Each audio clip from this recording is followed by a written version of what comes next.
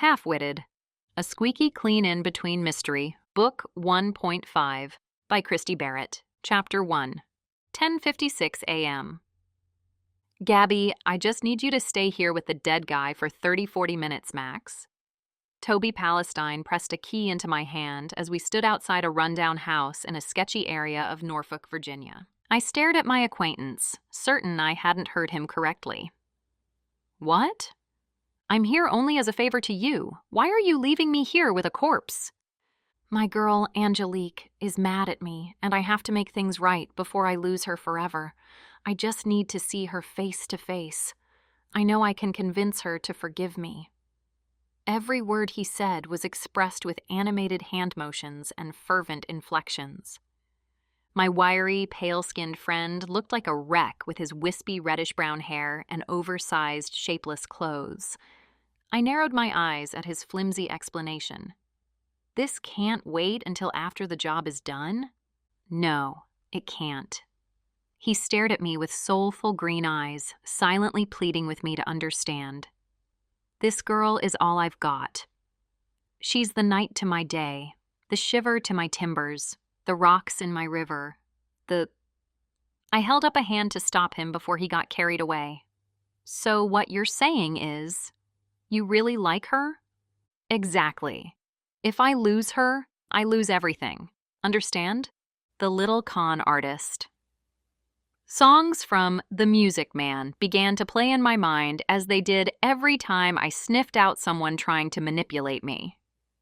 I gave Toby a look before accepting the key from him and sighing. Fine, but you'd better be back within 40 minutes. Not 1 minute late either. He grinned and clasped my shoulder with his bony, dry-knuckled hand. I knew if anyone could handle this job, it would be you. You're into all kinds of gross stuff. That sounds insulting and weird. Yet his statement was kind of true, but still. He gave me a look. You know what I mean. You clean up bloody crime scenes for a living, so I figured you, of all people, could handle transporting dead bodies with me until Ricky gets back from his hospital stay.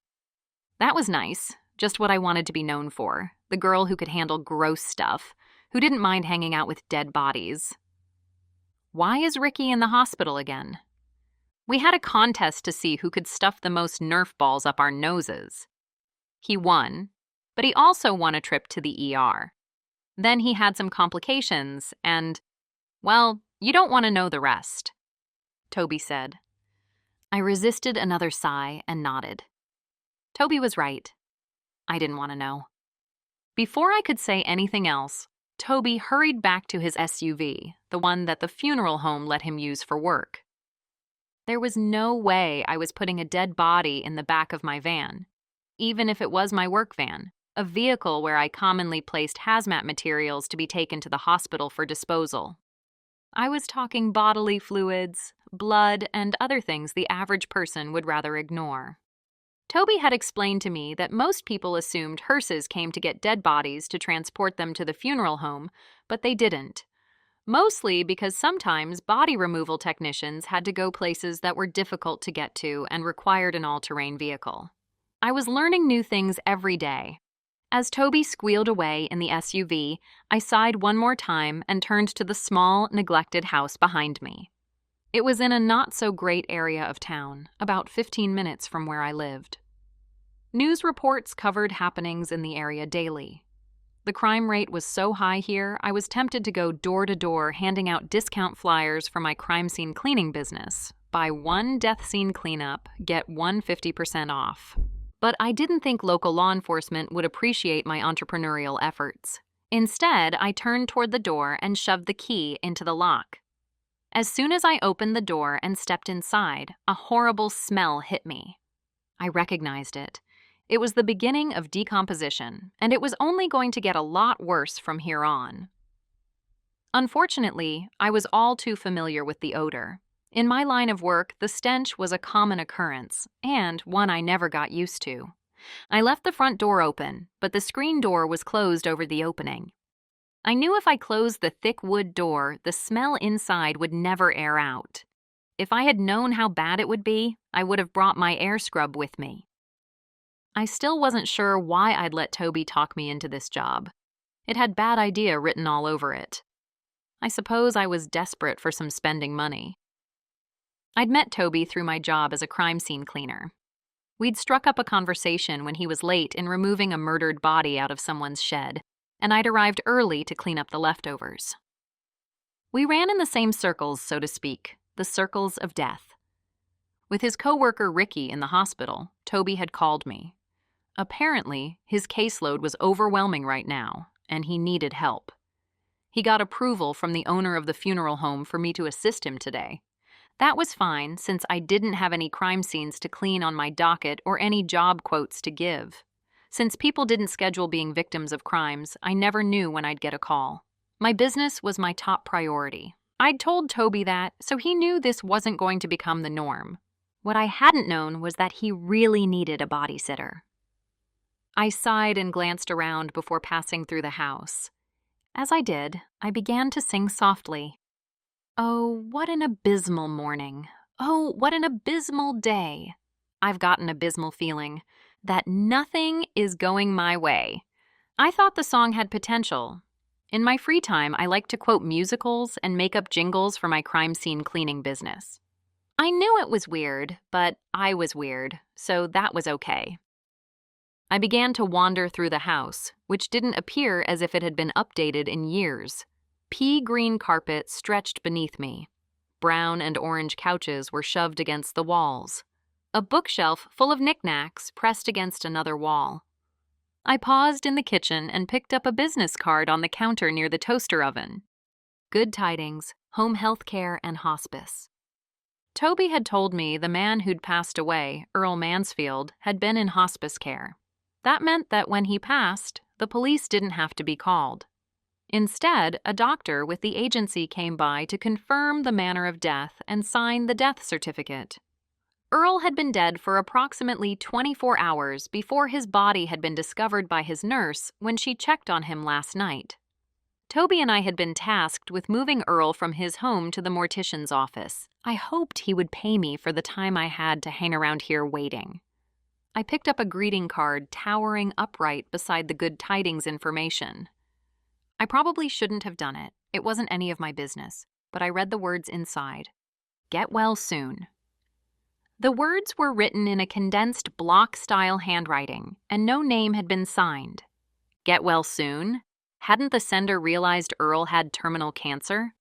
Maybe the sender was trying to be kind and cheery, but had been confused.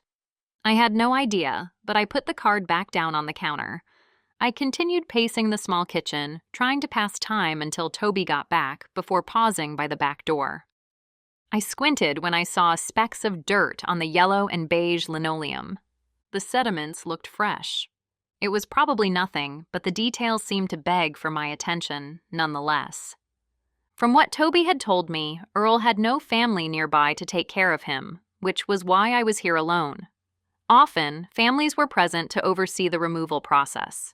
In this case, Earl's friend had dropped a house key off at the funeral home this morning on his way to work. The dirt probably didn't mean anything. Despite that, I stored the fact away in the back of my mind. I hesitated several minutes before finally pacing down the short hallway toward the bedroom where I knew Earl Mansfield waited for me. I hesitated a moment before stepping into the room. I usually saw the aftermath of the situation, the remnants of crime and death that were left behind. It was my job to scrub a room or building clean from any evidence of those things so people could forget about the tragedy and move on. In theory. This time, I felt ahead of the curve. I stared at the man lying in a hospital bed in the small bedroom. Earl had probably been in his late 50s, with dark hair and a full face. He'd worked for an HVAC company and was single. From what Toby told me, the man had died of liver cancer. I paused as I observed him. Why were his arms raised in the air like that? Usually, when rigor mortis set in, gravity pulled the limbs down. But his arms were slightly extended, almost as if he'd died on his side but had later been turned over. He'd died 36 hours ago, so rigor was beginning to fade as decomposition began. Perhaps when the doctor examined him, The physician had turned Earl on his back, but the man's arms remained raised. That explanation made sense. Maybe.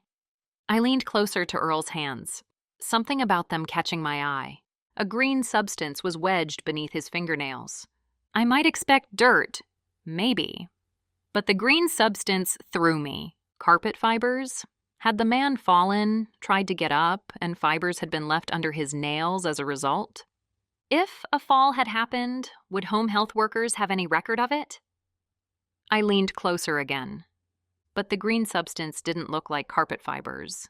It almost looked like some other kind of fiber. Strange. I reminded myself not to think too much of it. Instead, I stepped back, the odor in the room getting to me. I've got an abysmal feeling nothing is going my way. The lyrics still played in my head. I needed to stop thinking like the CSI I wanted to be and simply wait for Toby to return. But, as usual in my life, that was easier said than done. 30 minutes later, Toby still wasn't back, and he wasn't answering his phone. I was getting annoyed. I had other things to do. I didn't know exactly what those things were, but I knew I had to do them. And I hated feeling like my time was being wasted. Even more than that, I hated the smell in this house. Though I was growing nose-blind to the odor, just the thought of what my lungs were breathing in made disgust roil inside me. At least when I cleaned crime scenes, I had the whole hazmat suit thing going on. I wandered back into the kitchen and opened the back door, quickly observing the dirt again. I took my cell phone and snapped a picture of it, just in case. Just in case what, Gabby? I wasn't sure. I stepped out into the backyard, leaving the door open to let the cool October breeze flow through the house. The backyard matched the inside of the house with its shades of green, brown, and yellow. The lawn was overgrown, with lots of trash littering it. But I suppose that was to be expected given the circumstances. Despite that, I found a few stepping stones, and I pretended like I was playing Frogger as I jumped from one to another. The neighbor behind Earl was working on putting together a shed. He glanced at me and nodded before getting back to work. It was almost as if he didn't give a second thought to my presence.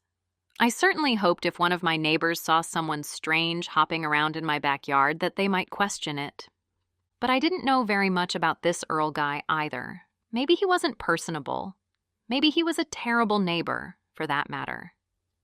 Maybe he was one of those guys who called the city for every infraction. Out-of-date license plates, music being played too loud, or dogs that barked too much. Or maybe he was the one with out-of-date plates and loud music. I continued to hop from stone to stone, feeling like I was getting some exercise, at least. As I did, the neighbor began using his drill. The sound filled the air, much louder than I'd anticipated. I wasn't sure how much longer I'd be able to stay out here. As much as I loved the 60-degree weather and refreshing breeze, the noise grated on my nerves. Maybe my next plan of action would be to sit in my van and listen to some music to pass the time until Toby came back. As I leapt from stone to stone, my thoughts raced through everything that happened in my life over the past couple of months. They stopped on Riley. He was my new neighbor who'd moved into the apartment across the hall from me. And he was a lawyer, handsome, confident, someone with a good heart, and also someone who'd been engaged to another woman and hadn't told me. I frowned and leapt across 2 stones this time. I really wished he had let me know that before my feelings had begun to grow like a chia pet at the hands of an overeager toddler. But the good news was that I was dating Detective Chip Parker now. I tended to date guys who weren't good for me, and I hoped Parker didn't fall into that category. The mere fact I had to ask myself that question raised some red flags in my mind. That was why I would take things slow. That was practically my nickname. Gabby Slow and Easy St. Clair, slow and easy like homemade chili, or Sunday mornings, or turtles. Finally, I sighed. I couldn't take listening to that annoyingly high-pitched drill any longer. I tried calling Toby one more time, but he still didn't answer. So I shoved my phone into the back pocket of my ripped jeans. I stepped back into the house and headed toward the front door. I paused when I got there, and my back muscles tensed. Why did something feel different?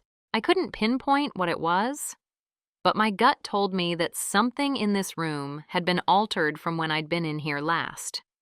That's when I noticed the screen door wasn't latched, and I had definitely latched it. Tension crept up my spine. I swallowed before walking back to check on Earl one more time. But when I reached his room, I jerked to a stop. His bed was empty. Earl was gone. Chapter 2. 11:34 a.m. I stared at the empty bed, my thoughts racing. Had Toby come to get Earl's body and not realized I was in the backyard? Had the funeral home director hired someone else? Or what if something nefarious had happened? What if the body had been stolen out from under me? I ran my hand through my hair, leaving my red curls standing on end. Number. That was ridiculous. Almost as ridiculous as the idea that Earl had come back to life and walked out of here. Wait, what? That wasn't a possibility. Was it? I was clearly losing my mind. I rushed back to the front door and ran into the front yard, but there was no sign anyone had been here. No sign other than the front door being unlatched. I would have heard someone come inside and steal Earl's body, right? Except the drill from the neighbor's house would have covered any noises. I sighed as my frown deepened. What was I going to do now? Just then, I saw Toby's burgundy SUV pull to a stop in front of the house. How would I explain this? He rushed from the vehicle and met me on the porch. His eyes were red-rimmed and his motions frantic. It didn't go well, Gabby. It didn't go well at all. He ran a hand over his face. I even tried to sing "I Will Always Love You" by Dolly Parton to her. It didn't work. I was super sorry about his love life, but I had bigger worries right now. Did you take Earl? Did I take Earl? Toby seemed to snap out of his heartbreak for a moment. What are you talking about? He's gone. Gone? His voice rose. What do you mean gone? He started toward the house to see for himself, but I grabbed his arm to stop him. He's not there. As he let out some choice words, I reluctantly released his arm. What happened? His voice rose as he turned toward me. He was talking loud enough to draw attention, which was the last thing we needed. I shushed him before saying, I'm still trying to figure it all out. 1 minute, he was in his bed.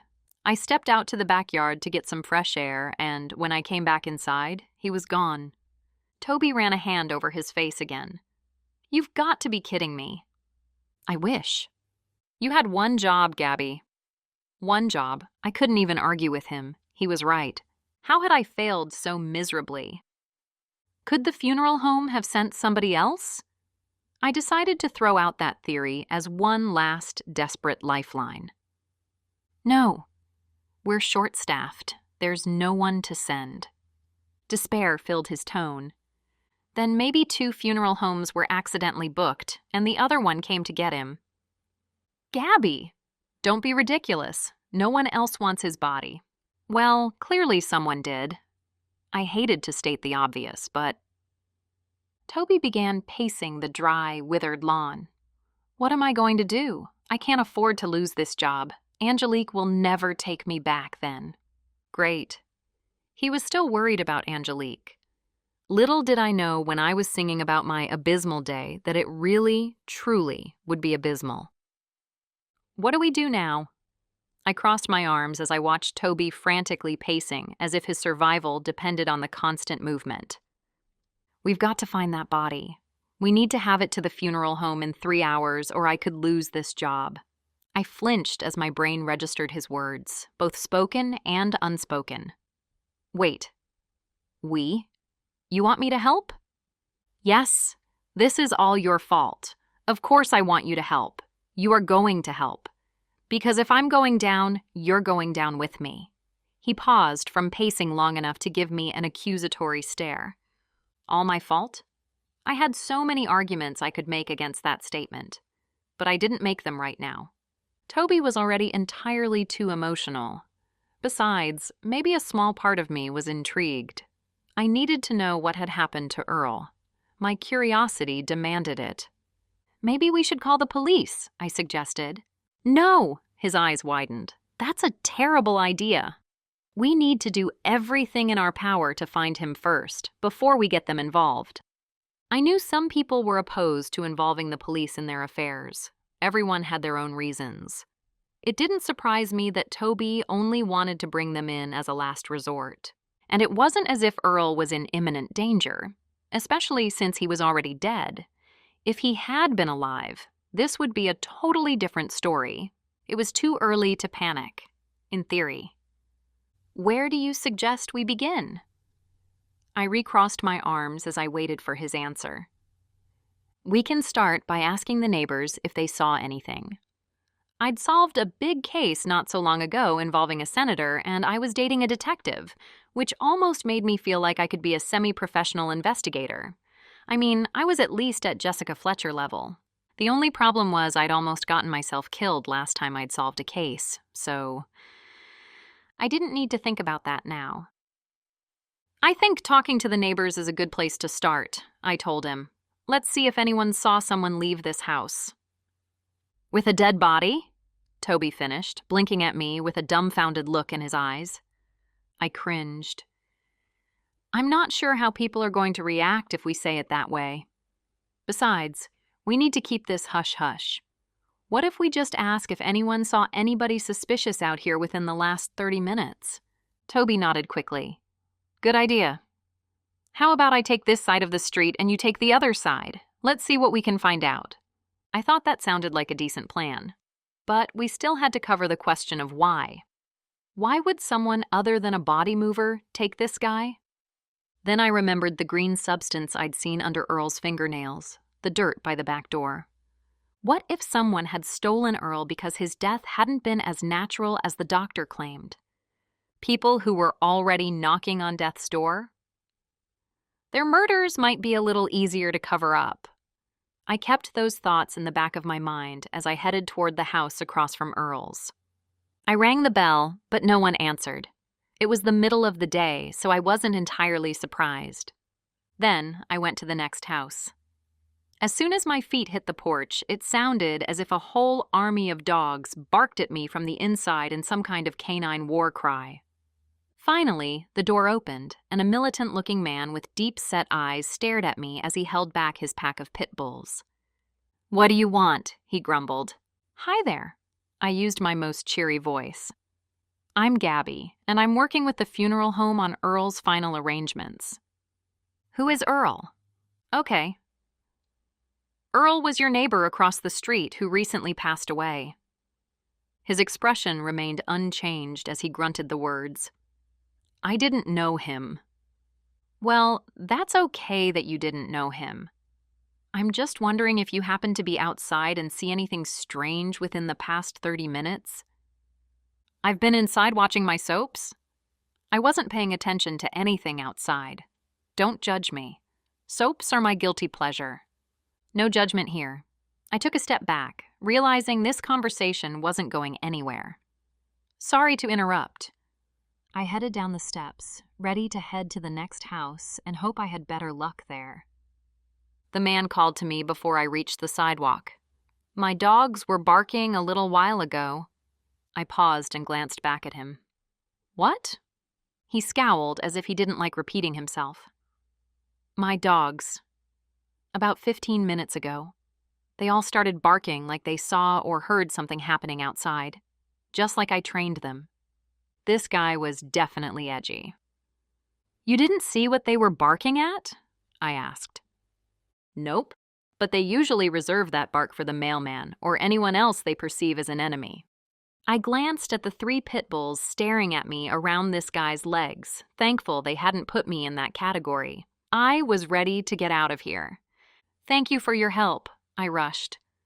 Okay, so maybe I wasn't totally losing my mind. Maybe the dogs had noticed something going on outside. But that still didn't give me a clue about who might have taken Earl's body. Or where he could be right now, for that matter. Could Toby and I be arrested for losing a body? I wasn't sure how these things worked. Panic was superseding my logic. But I really hoped Toby was having more luck than I was. Toby hadn't had any better luck than I had. Hardly anyone had been home as we'd canvassed the houses nearby. Of the few people we spoke with, no one had noticed anything. In fact, none of the neighbors had really even known Earl. That meant Toby and I were no closer to finding the truth than we'd been earlier. I'd even looked for any cameras on the doorbells of nearby houses. I hadn't seen any. I paused a moment, and I tried to think about what Riley or Parker might tell me. Let's see. Riley would warn me to be careful, and Parker would tell me to stay away. That wasn't helpful. Toby began pacing the lawn again. I can't believe the body is gone. I can't believe I'm going to lose another job. This is the best job I've had in a long time. Moving dead bodies was his best job? It made me wonder what his worst job was. But I wasn't about to ask. Then stay positive, I told him. There's still a really good chance we can find Earl. How? Oh, Gabby. What am I going to do? Toby held his head in his hands as if he were under extreme mental duress. If I lose this job, then I'm not only going to lose my girl, but I'll lose my apartment. I might even lose my car also. Toby, I think you're exaggerating this. Certainly, you'll be able to find another job. You have no idea. I'm a terrible employee. The only reason I got this job was because my uncle pulled some strings. I frowned. That didn't sound good.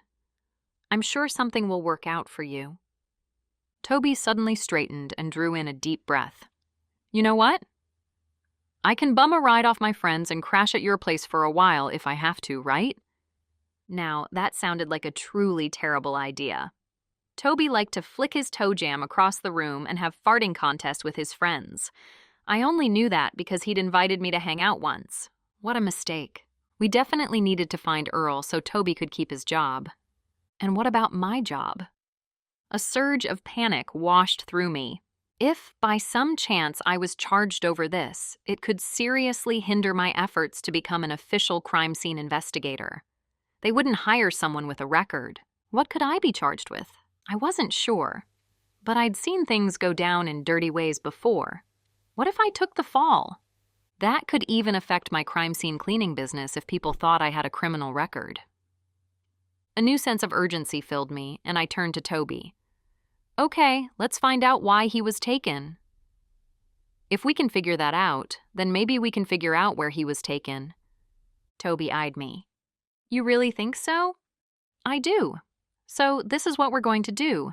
You're going to go to all the nearby businesses and see if they have any security cameras they'll let you look at.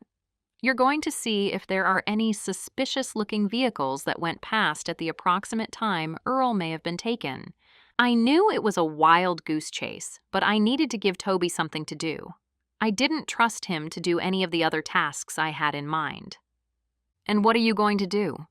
He eyed me as if I was setting him up. You said a friend of Earl's arranged for his body to be picked up, right?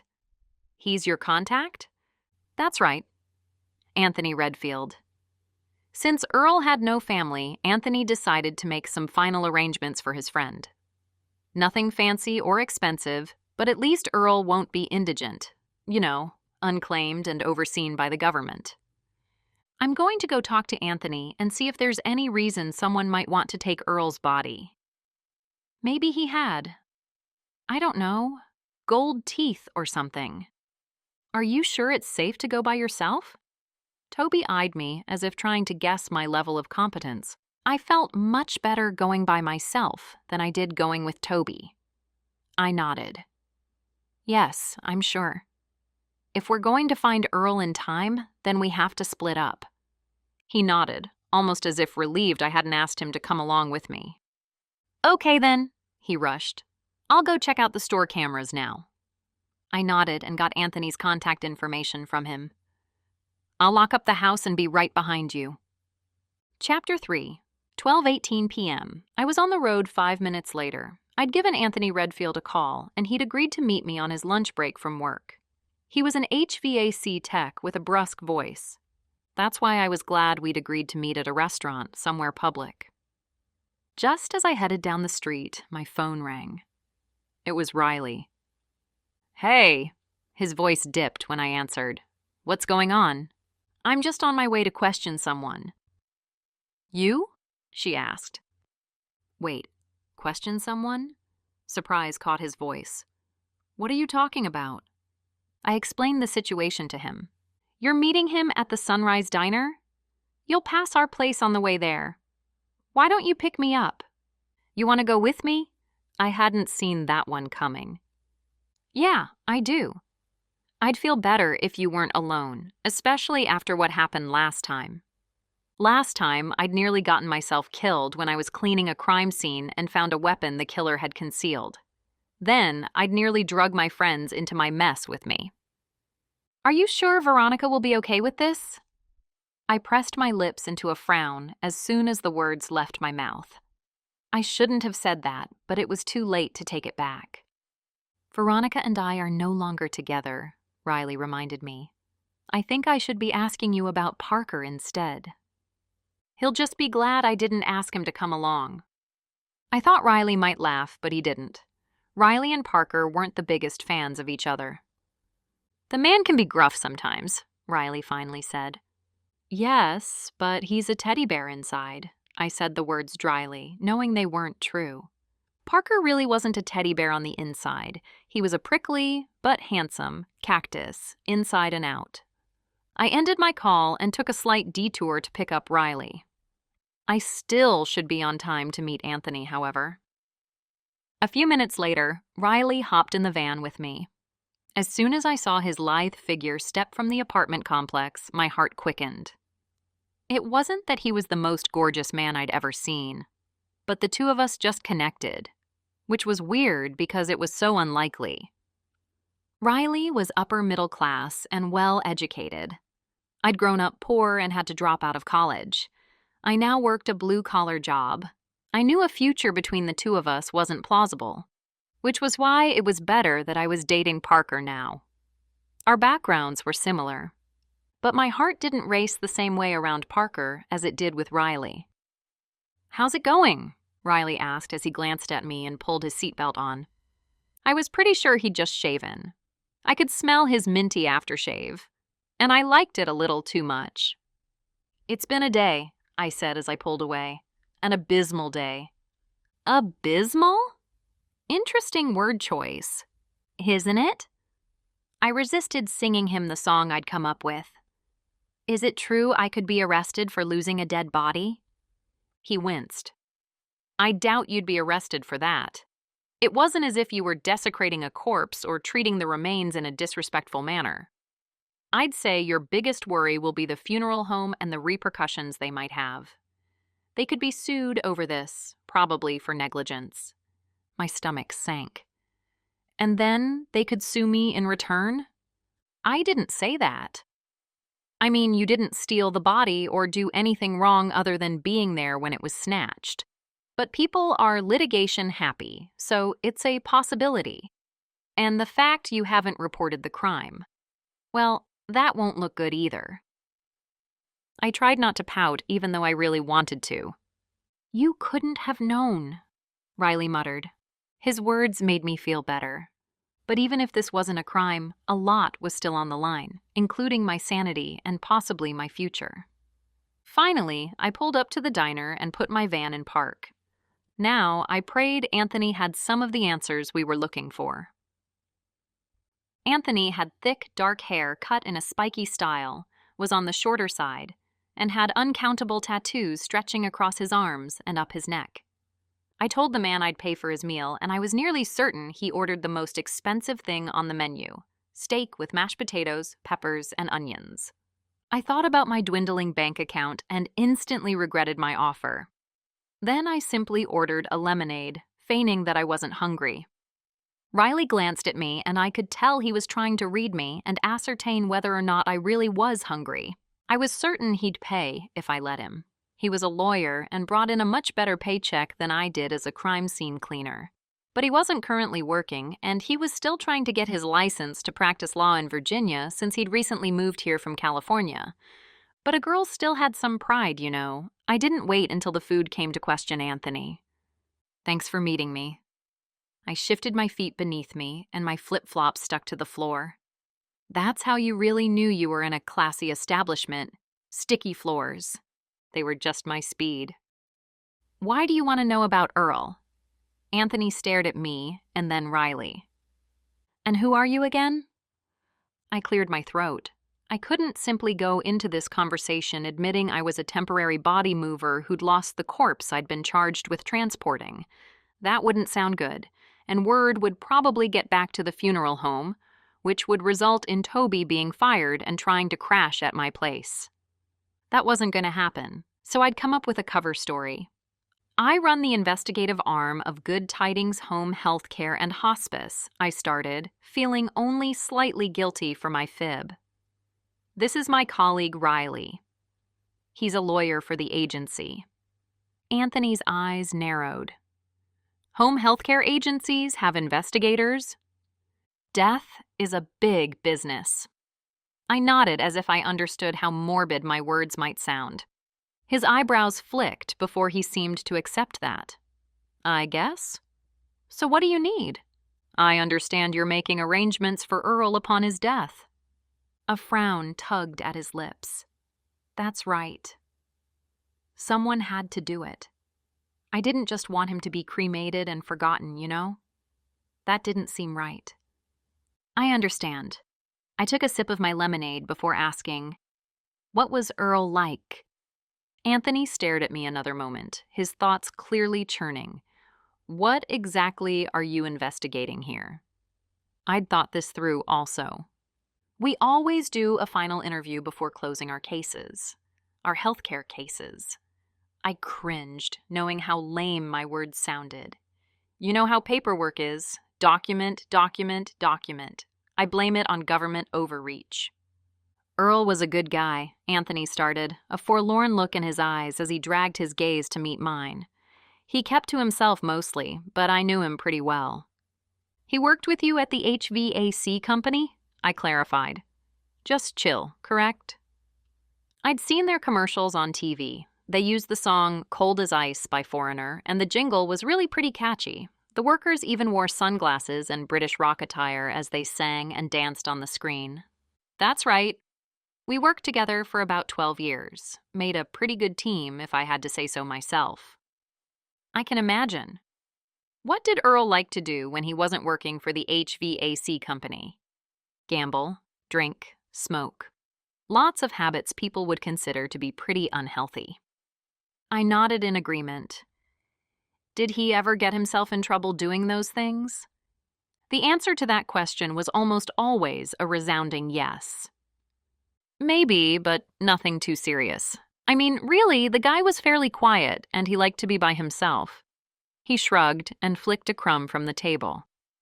Was Earl ever married? Riley asked before taking a sip of his coffee. Before Anthony could answer, our food was delivered. Riley lifted up a quick prayer before digging into his club sandwich and fries. When he offered me a fry, I took one. This place may have sticky floors, but their French fries were the bomb.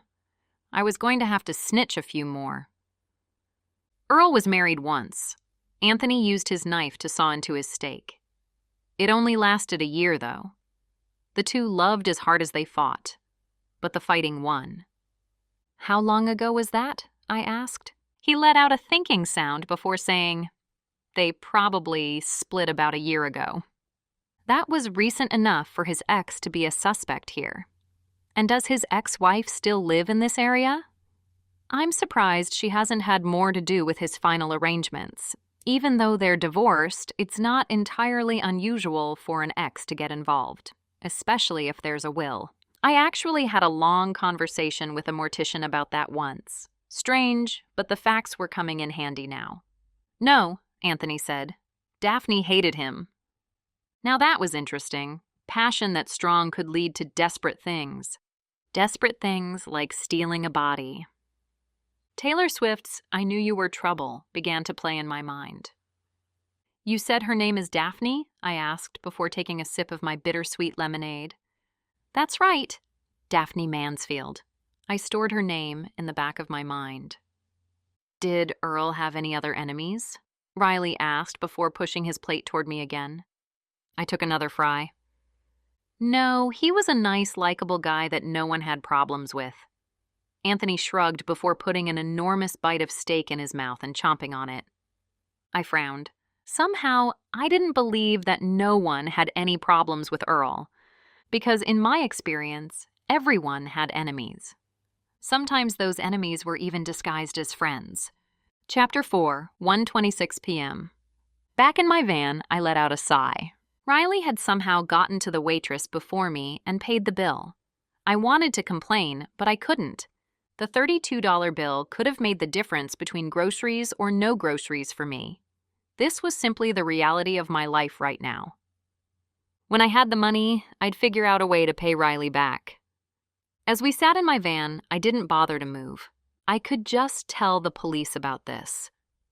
However, what if I was charged with negligence? That could ruin my chances of ever being hired by the police department. My dreams of becoming an official CSI would be over. I had to fix this. Riley leaned back in his seat. Why would someone steal a body? That's the question I'm trying to figure out. I sighed again and crossed my arms. Maybe his death wasn't natural, Riley offered. Maybe the doctor made a mistake. I thought about that also, but if that's the case, then whoever killed him was on the road to getting away with this. Why steal the body and possibly draw attention to it? Riley shrugged. Maybe this thief wanted something Earl had? Something he had? It's not like his organs could be harvested. He was way too dead for that, I straightened. Maybe this person needed a dead body so they could drive in the carpool lane. Riley gave me a look. Gabby. What? I raised my voice in fake outrage. That's just as crazy as the other ideas we've come up with. You'll figure it out, Riley's voice sounded reassuring. Just don't get yourself into any trouble in the meantime. If you need anything, you know you can call me. I thanked him and then started my van. A few minutes later, I dropped Riley off at our apartment complex. Just as I did, Toby called. Some of the glumness was gone from his voice. That had me interested. What's going on? I asked as I gripped the wheel. I think I found the car used to steal Earl. Now that was a twist that I hadn't seen coming. I'd had zero hope Toby would be successful, for more than one reason. But the top reason was because he seemed wholly incompetent. Then again, I was the one who'd had the body stolen on my watch, so I didn't have much room to talk. How can you be sure it's the right car? Questions raced through my mind. Because there was a foot hanging out the back window. I headed back to Earl's house. When I arrived, I spotted Toby sitting on the porch with hunched shoulders and a downcast expression. He quickly set his water bottle down beside him when he saw me. The container was one of those refillable flasks, but I had to wonder what was inside. I hoped it was water, but as I got closer, I made a mental note to check for alcohol on his breath. I sat beside him and mirrored his body language by placing my elbows on my knees and leaning forward. I waited a moment before asking, "So?" Toby handed me his phone. I hit play and noticed he'd taken a video of a video. Unfortunately, his hands weren't steady, which made it hard to tell what was really going on. I tried. He shrugged as if he knew what I was thinking. It was the best I could do. I watched as several vehicles passed on the screen. A couple of cars, an animal control vehicle, a small truck. Finally, I paused the video when I saw an old silver sedan enter the screen. But no matter how many times I watched and replayed it, I couldn't see the license plate. But I did see that foot. Sure, anyone could lie in the back seat of a car with his or her foot sticking out, I supposed. But there was something about this foot and the way it was positioned that didn't look quite natural. It appeared stiff, as if in the thrusts of rigor mortis. If I had to, I could ask Parker to help me with this. He could officially track down the security footage and maybe trace a potential license plate, but I'd only do that as a last resort. I didn't want to hear Parker's lecture when he found out I'd taken this job and lost the dead body. The payoff wasn't worth the pain. What now? Toby turned toward me. We know the body was stolen by someone in a silver sedan, but how do we find it? That was an excellent question. I clearly needed to think of something else to keep Toby occupied. Otherwise, he'd only hinder any progress I might make. Before I could suggest anything, it turned out Toby had a better idea. Robert, my boss, called and asked where I was. I held my breath. "And you said?" I told him there had been a little hang-up here with Earl's friend, and I was waiting for the guy to say his final goodbye. Fast thinking. And? Robert asked if I could go do another job in the meantime, but that means both of us will need to go. I can't load the body on my own. That wasn't going to work. But if I'm with you, then I can't look for Earl. I know. What am I supposed to do? Toby threw his hands in the air, his emotions clearly getting the best of him. This, seriously, wasn't my problem. Don't you have anyone else you could call to help you? He thought about it a moment before shrugging. Maybe I could call Steve. He owes me one. Is he trustworthy? I'd had to get a background check before being able to do this job. Apparently there were sick people out there. Why else would a background check be necessary? Yeah, man, he's trustworthy. He let me hang out at his place that one time when the police were chasing me, even lied for me. The police chased you? I got into a fight with someone at this restaurant. Not a bar? I interrupted. Nah, it was a restaurant. Well, more of a bakery. Some guy ordered the last chocolate cupcake right in front of my face. I pressed my eyes closed. So, you got into a fist fight? He wouldn't give it up. Anyway, my bro Steve is solid. I resisted an eye roll. Okay, why don't you talk to Steve? I finally said. That will buy us some time. In the meantime, I'll keep looking for Earl. Toby paused and scratched his head. How are you going to find him? I'm going to talk to his ex-wife and then some of the staff at the home health agency. Do you think any of those people will have any answers? I shrugged.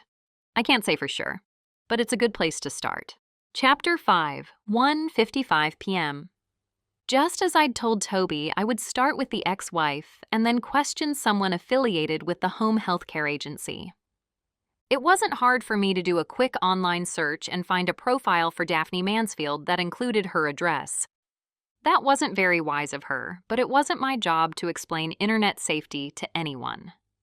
Instead, I headed to her place, which was only about 10 minutes away. It was an older apartment complex surrounded by probably 10 other buildings that looked exactly the same.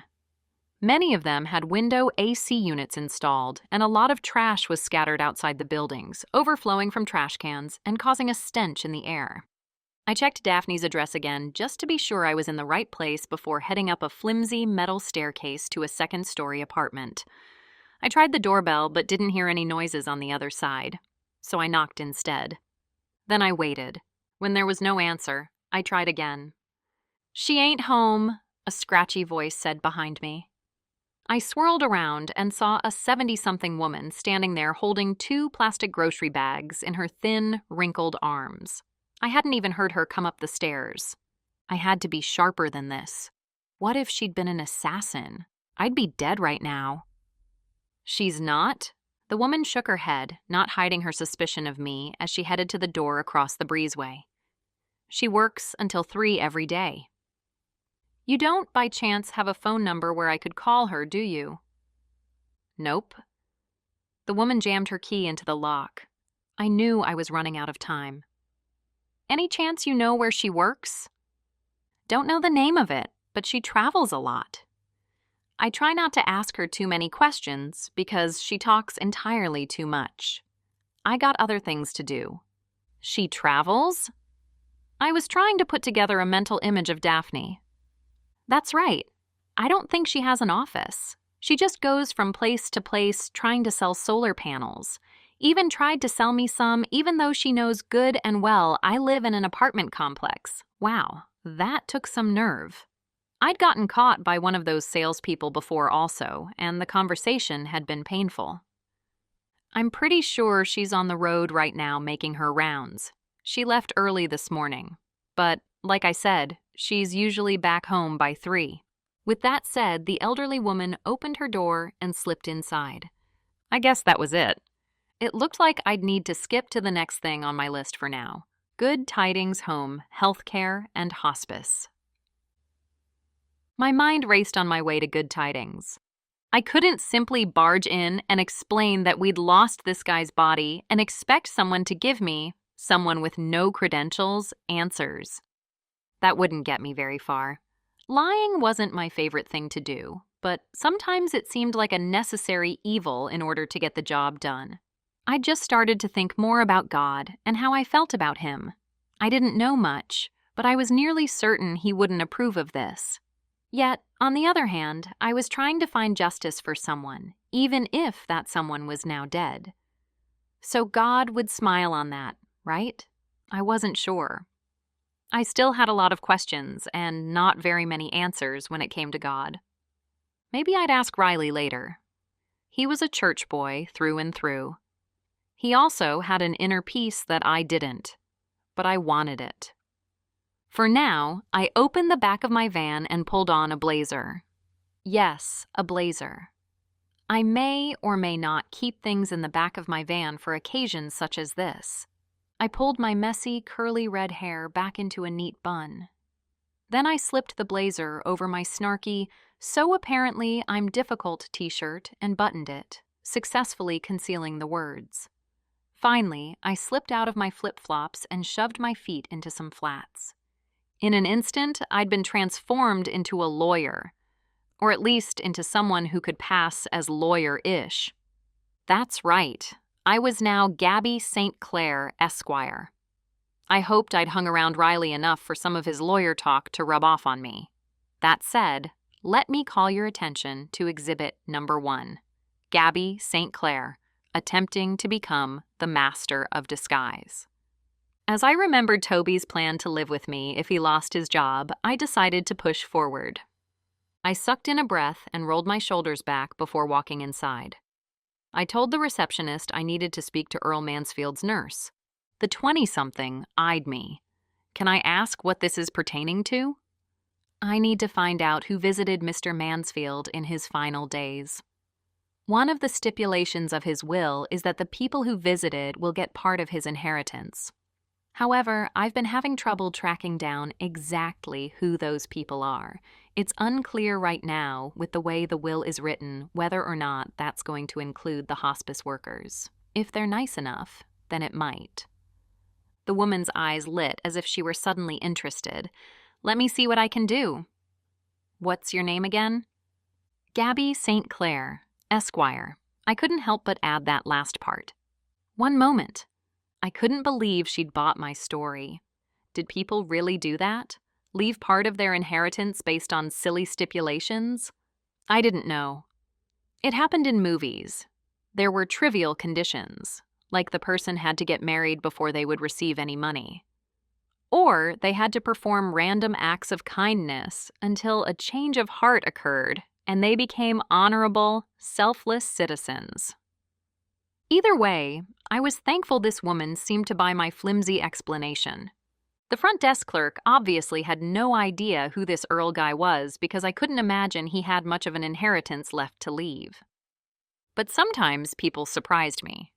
I shouldn't be so quick to draw conclusions like that. Several minutes later, a woman in her 50s with short, dark hair and a plump face came out and greeted me with a smile. "Miss St. Clair? I'm Sheila. I was Mr. Mansfield's nurse." I extended my hand, trying to look professional. But as she extended her hand back to me for a shake, the whole interaction felt stiff and awkward, and I quickly pulled away. Good going, Gabby. Note to self, practice shaking hands more so you seem more professional. I rubbed my hand on the side of my jeans and offered a bright smile, hoping to pass off my nerves. Could I have a moment with you? Sarah told me what was going on. Of course. She led me back to a staff kitchenette and shut the door. A small table waited in the corner with 3 flimsy metal chairs around it. "Please, have a seat," Nurse Sheila said. "Can I get you some coffee?" It's from the Keurig, but it's pretty tasty. I especially like the vanilla coconut flavor. I'm fine. Thank you. Unfortunately, I don't have a lot of time. I started to sweat at the thought of that. I really hoped Toby was exaggerating when he said I could get in trouble for this. But I knew if there was a body missing that someone would need to take the blame. Toby would probably be the first person in line for trouble. But there were no guarantees that I wouldn't get some blame. I went through the whole spiel again about Earl, and Nurse Sheila didn't even seem to blink at my outlandish explanation for being here. Well, isn't that intriguing? She said instead. Earl was always such an interesting guy. How long did you take care of him? I crossed my ankles, reminding myself to be demure. About a month. That's when Mr. Mansfield obtained our services. And how often did you go to his house? We went every day to check on him, take his vitals, make sure he was taking his medicine, and to make sure he didn't need anything. He was always such a charmer. A charmer? Somehow I couldn't picture it. Were you the only nurse who cared for him? I asked. I was the nurse assigned to him. But another nurse on occasion would visit if I couldn't be there. Her name is Tamara, but she's on vacation this week. Her cousin is getting married in Montana. I see. I shifted in my seat and pulled out a pad of paper and pen from my purse. I tried to keep the bag beneath the table because it didn't look very lawyer-like. It was a cognac-colored Kate Spade knockoff, but the fake leather was peeling. My friend, Sierra, an animal rights activist, would never approve of me buying a real leather purse, even if I could afford it. I gripped my pen in hand as I looked up at Sheila again and drew in a breath. I hoped all of this wasn't for nothing and that this meeting would provide some answers. Chapter 6. 2:20 p.m. Well, Mr. Mansfield's ex-wife came a few days before his death, Nurse Sheila started. It didn't go well. Why not? Excitement rushed through me. Maybe I'd finally get some of the answers I was searching for. I had a feeling Nurse Sheila had a great memory. One of them brought up an argument they'd had several years ago about plasticware. They both kept insisting they were right and the other was wrong. It was ridiculous, and it went on and on. Plasticware? About whether it was a waste of money or not. His ex-wife insisted the water and electricity saved by not washing as many dishes offset the cost. She shrugged. It seemed a strange thing to argue about. Agreed. Then his friend, I think his name was Anthony, came by. The two of them seemed to be having a decent talk. They laughed a lot. Until they didn't. I sat up straighter. What do you mean? They had some kind of heated discussion. I couldn't hear what it was about. Then there was that other guy who came once. Sheila tapped her chin.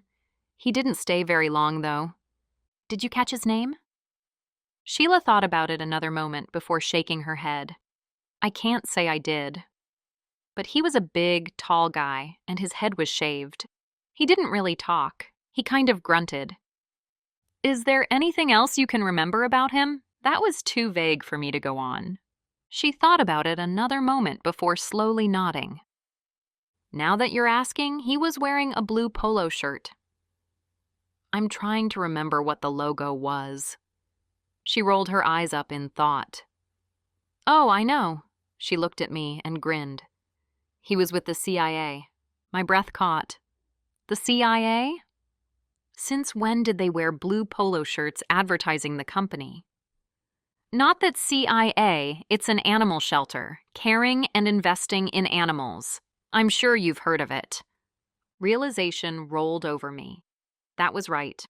Apparently, they not only took in animals people no longer wanted, but they also rehabilitated wildlife and even helped with wild animal removal in private homes. It was a one-stop shop for animal heroes near and far. I have heard of it. I nodded, trying not to look excited. When did this friend visit? Only a couple of days ago. And how did Earl seem when he left? She shrugged. He looked a little upset, but he brushed it off when I asked him if he was okay. Interesting. CIA? I knew just the person I could talk to who could help me infiltrate this elusive organization, animal shelter. But I had two more questions first. Did you ever use the back door? She narrowed her eyes with confusion. No, why would we? Just curious. And this might seem off the wall, but I noticed Mr. Mansfield had some green stuff beneath his nails. Any idea what that might have been? Sheila thought about it a moment before shaking her head. I have no idea. 10 minutes later, I picked up my best friend, Sierra Nakamura. My friend was a very passionate animal rights activist. Her whole life revolved around saving four-legged creatures, the fish of the sea and birds of the air, and anything in between, excluding humans. She was the type who would tie herself to a cow to ensure that the animal didn't get butchered. She boycotted and protested outside circuses. She wore "Meat is Murder" t-shirts. Whenever there was a case involving animals, I knew I could count on Sierra to offer me some help. She climbed into my car. At least this time she was dressed like a normal person and not like a cat as she had been one of the last times I'd picked her up. She'd staged a protest of some sort, and the more drama, the better. So, what's going on? She glanced at me as she clicked her seatbelt in place. I'm looking for a potential suspect for a case I'm working. Sierra shifted toward me. You're working a case? Well, it's not a case. I mean, it's nothing official. Actually, it's really not a case. It's a mistake. I was in charge of keeping an eye on a dead man, and he disappeared. She flinched before doing a double take at me, as if she hadn't heard correctly. What? It's a long story. Just trust me on that. But anyway, as I've been searching for him, it's led me to someone who works with an animal shelter. Apparently, he's a big burly guy who grunts a lot. Okay. And how can I help with this? I know you have a relationship with the director of CIA because you like to monitor what they're doing. I'm hoping you can use one of your contacts to get us in. She nodded slowly as she seemed to realize what I was asking. I don't know if you know what you're asking. Megan, the director, and I didn't exactly hit it off. When she sees me, she's not going to open her arms and welcome me. In fact, she's probably going to try to think of ways to tar and feather me. But you both love animals. How can you be mortal enemies like that? She had the nerve to call me extreme once. Can you believe that? Sierra narrowed her eyes. You? Extreme? Wow, I can't believe she said that. My words weren't entirely sincere, but Sierra didn't notice. I know. For real. We exchanged words after that, and I haven't seen her since. I don't need anyone telling me how to do my job. Being nice doesn't always cut it when you're trying to evoke change. I knew better than to argue, especially when Sierra used that voice. Sierra and I pulled up to the animal shelter. I glanced at my watch. I was officially past the 3-hour window of getting Earl to the funeral home, but Toby had indicated he'd bought some time. I hoped he was right. I sucked in a breath and decided to keep my blazer on and my hair in a bun. Maybe people would take me more seriously this way. Then Sierra and I climbed from my van. Here went nothing. We'd no sooner taken 3 steps toward the building when a whole flock of chickens came clucking toward us from an open gate behind the building. I glanced at Sierra. Who let the chicks out? Okay, maybe I sang the words, and maybe I added a cluck, cluck, cluck, cluck in place of the woof, woof, woof, woof. Chapter 7, 2:46 p.m. I ran after the chickens and caught one. Sierra caught another. Then I grabbed a runaway before it ran under my van, and I stuffed it under my other arm. The bird pecked my bicep. Careful! That's a rooster, a 20-something man called as he chased after the rest of the birds. Sierra began running toward them and chased the other chickens back into a coop behind the building. Once all the birds were accounted for, the man shut the gate and let out a sigh. Thank you so much. The man, a skinny guy in coveralls, gazed at us like we were heroes. We owe you guys big time. This was the opening I was looking for. I loved it when people said that. Someone I'd guess was in management based on her professional attire and the Bluetooth headset in her ears hurried to us. Her name tag read Megan, and she was probably in her early 40s with dark hair and a round face. Megan. Sierra's contact here, and possibly her mortal enemy. This should be interesting. I just heard what happened. Thank you all so much for helping. Megan's gaze stopped on Sierra, and she gasped. You! What are you doing here? Trying to organize another protest? I promise we shed blood and tears, and we bleed money, trying to do what's best for the animals under our care, and if you think... I had to stop her before we got totally off track here. Just so you understand, we're not here to protest, or disrupt, or preach, or try to ruin you in any way. Megan stared at me. And who are you? I swallowed hard. I'm her lawyer, of course. Her lawyer? Distress stretched through Megan's voice. It's not like that, I explained. I'm a good lawyer. A nice one. Usually nice lawyers suck. She gave me a pointed look. I couldn't argue with that. People wanted to hire lawyers who were sharks, didn't they? But Riley was a nice lawyer, wasn't he? I mean, I'd never seen him in court or anything. That was something I'd need to think about later. There was still a lot about Riley Thomas I needed to figure out. I had to believe, however, that integrity and justice could go hand in hand. So, if you're not here to talk to me about a protest or threaten me, then why are you here? Megan's gaze flickered back and forth between me and Sierra. Sierra started to speak again, but I had a feeling she wasn't going to say anything nice. So I stepped in. I want to adopt a cat, I announced. I didn't actually want to adopt a cat. Whenever I wanted to be around cats, all I had to do was go down to Sierra's apartment. She had 5. A cat. Megan clasped her hands together, her eyes suddenly beaming. Isn't that wonderful? I glanced at Sierra and nodded, probably too enthusiastically. Yes, it is. Sierra scowled and pushed her glasses up higher on her nose. My friend was definitely in favor of starting a war. Just being here had ignited some type of animal rights passion in her tiny animal-loving body. But I had to keep her focused. At least until I found out if this guy worked here. Megan escorted us inside. As she did, I noticed the pictures lining the walls beside me. Pictures of employees.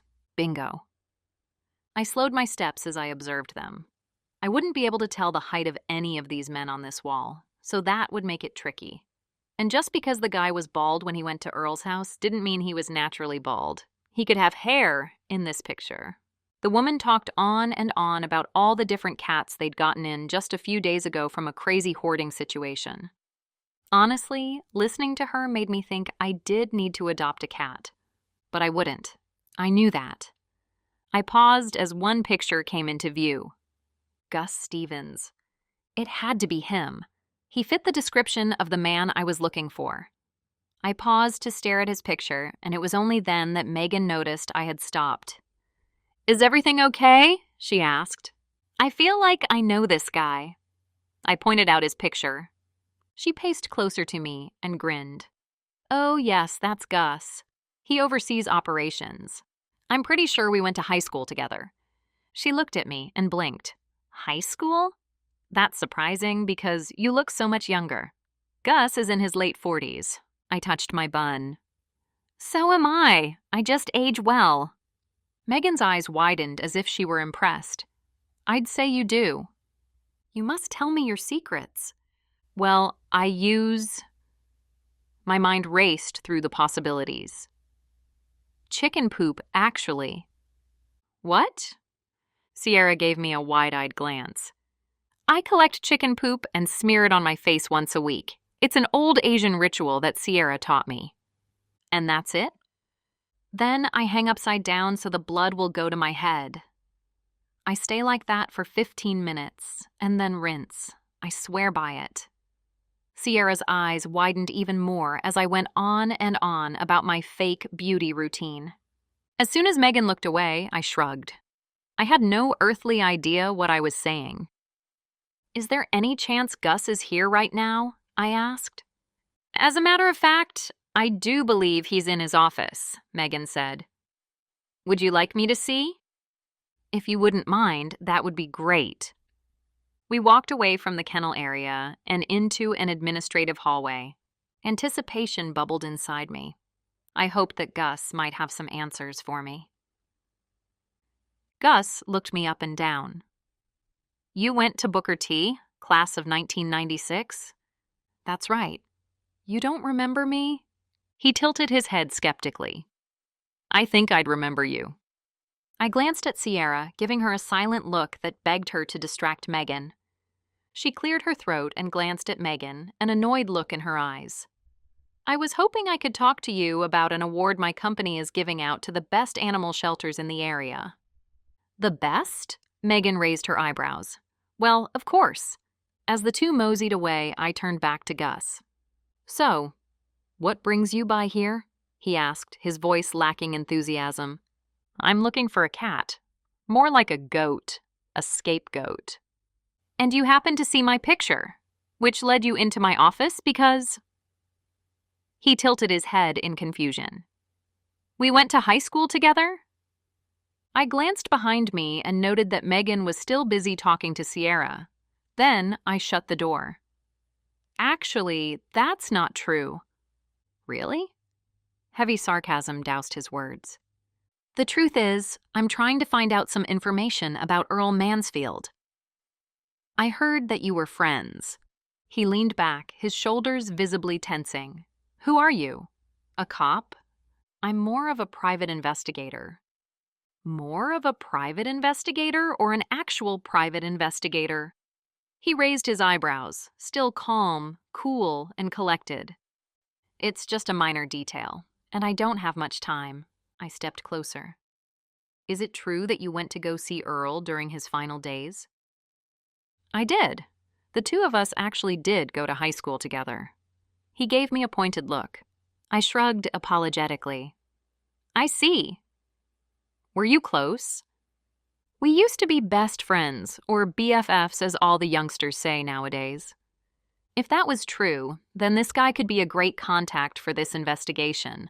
I needed to milk everything out of this conversation that I could. Did something happen between the two of you when you were visiting? I asked. I heard there was some tension between Earl and one of his close friends. Tension? Who told you that? Gus bristled. That's not important. His gaze darkened.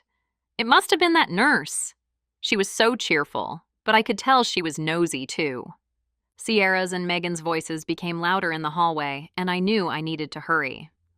Why was there tension? I rushed. I wasn't sure the blunt question would get me very far.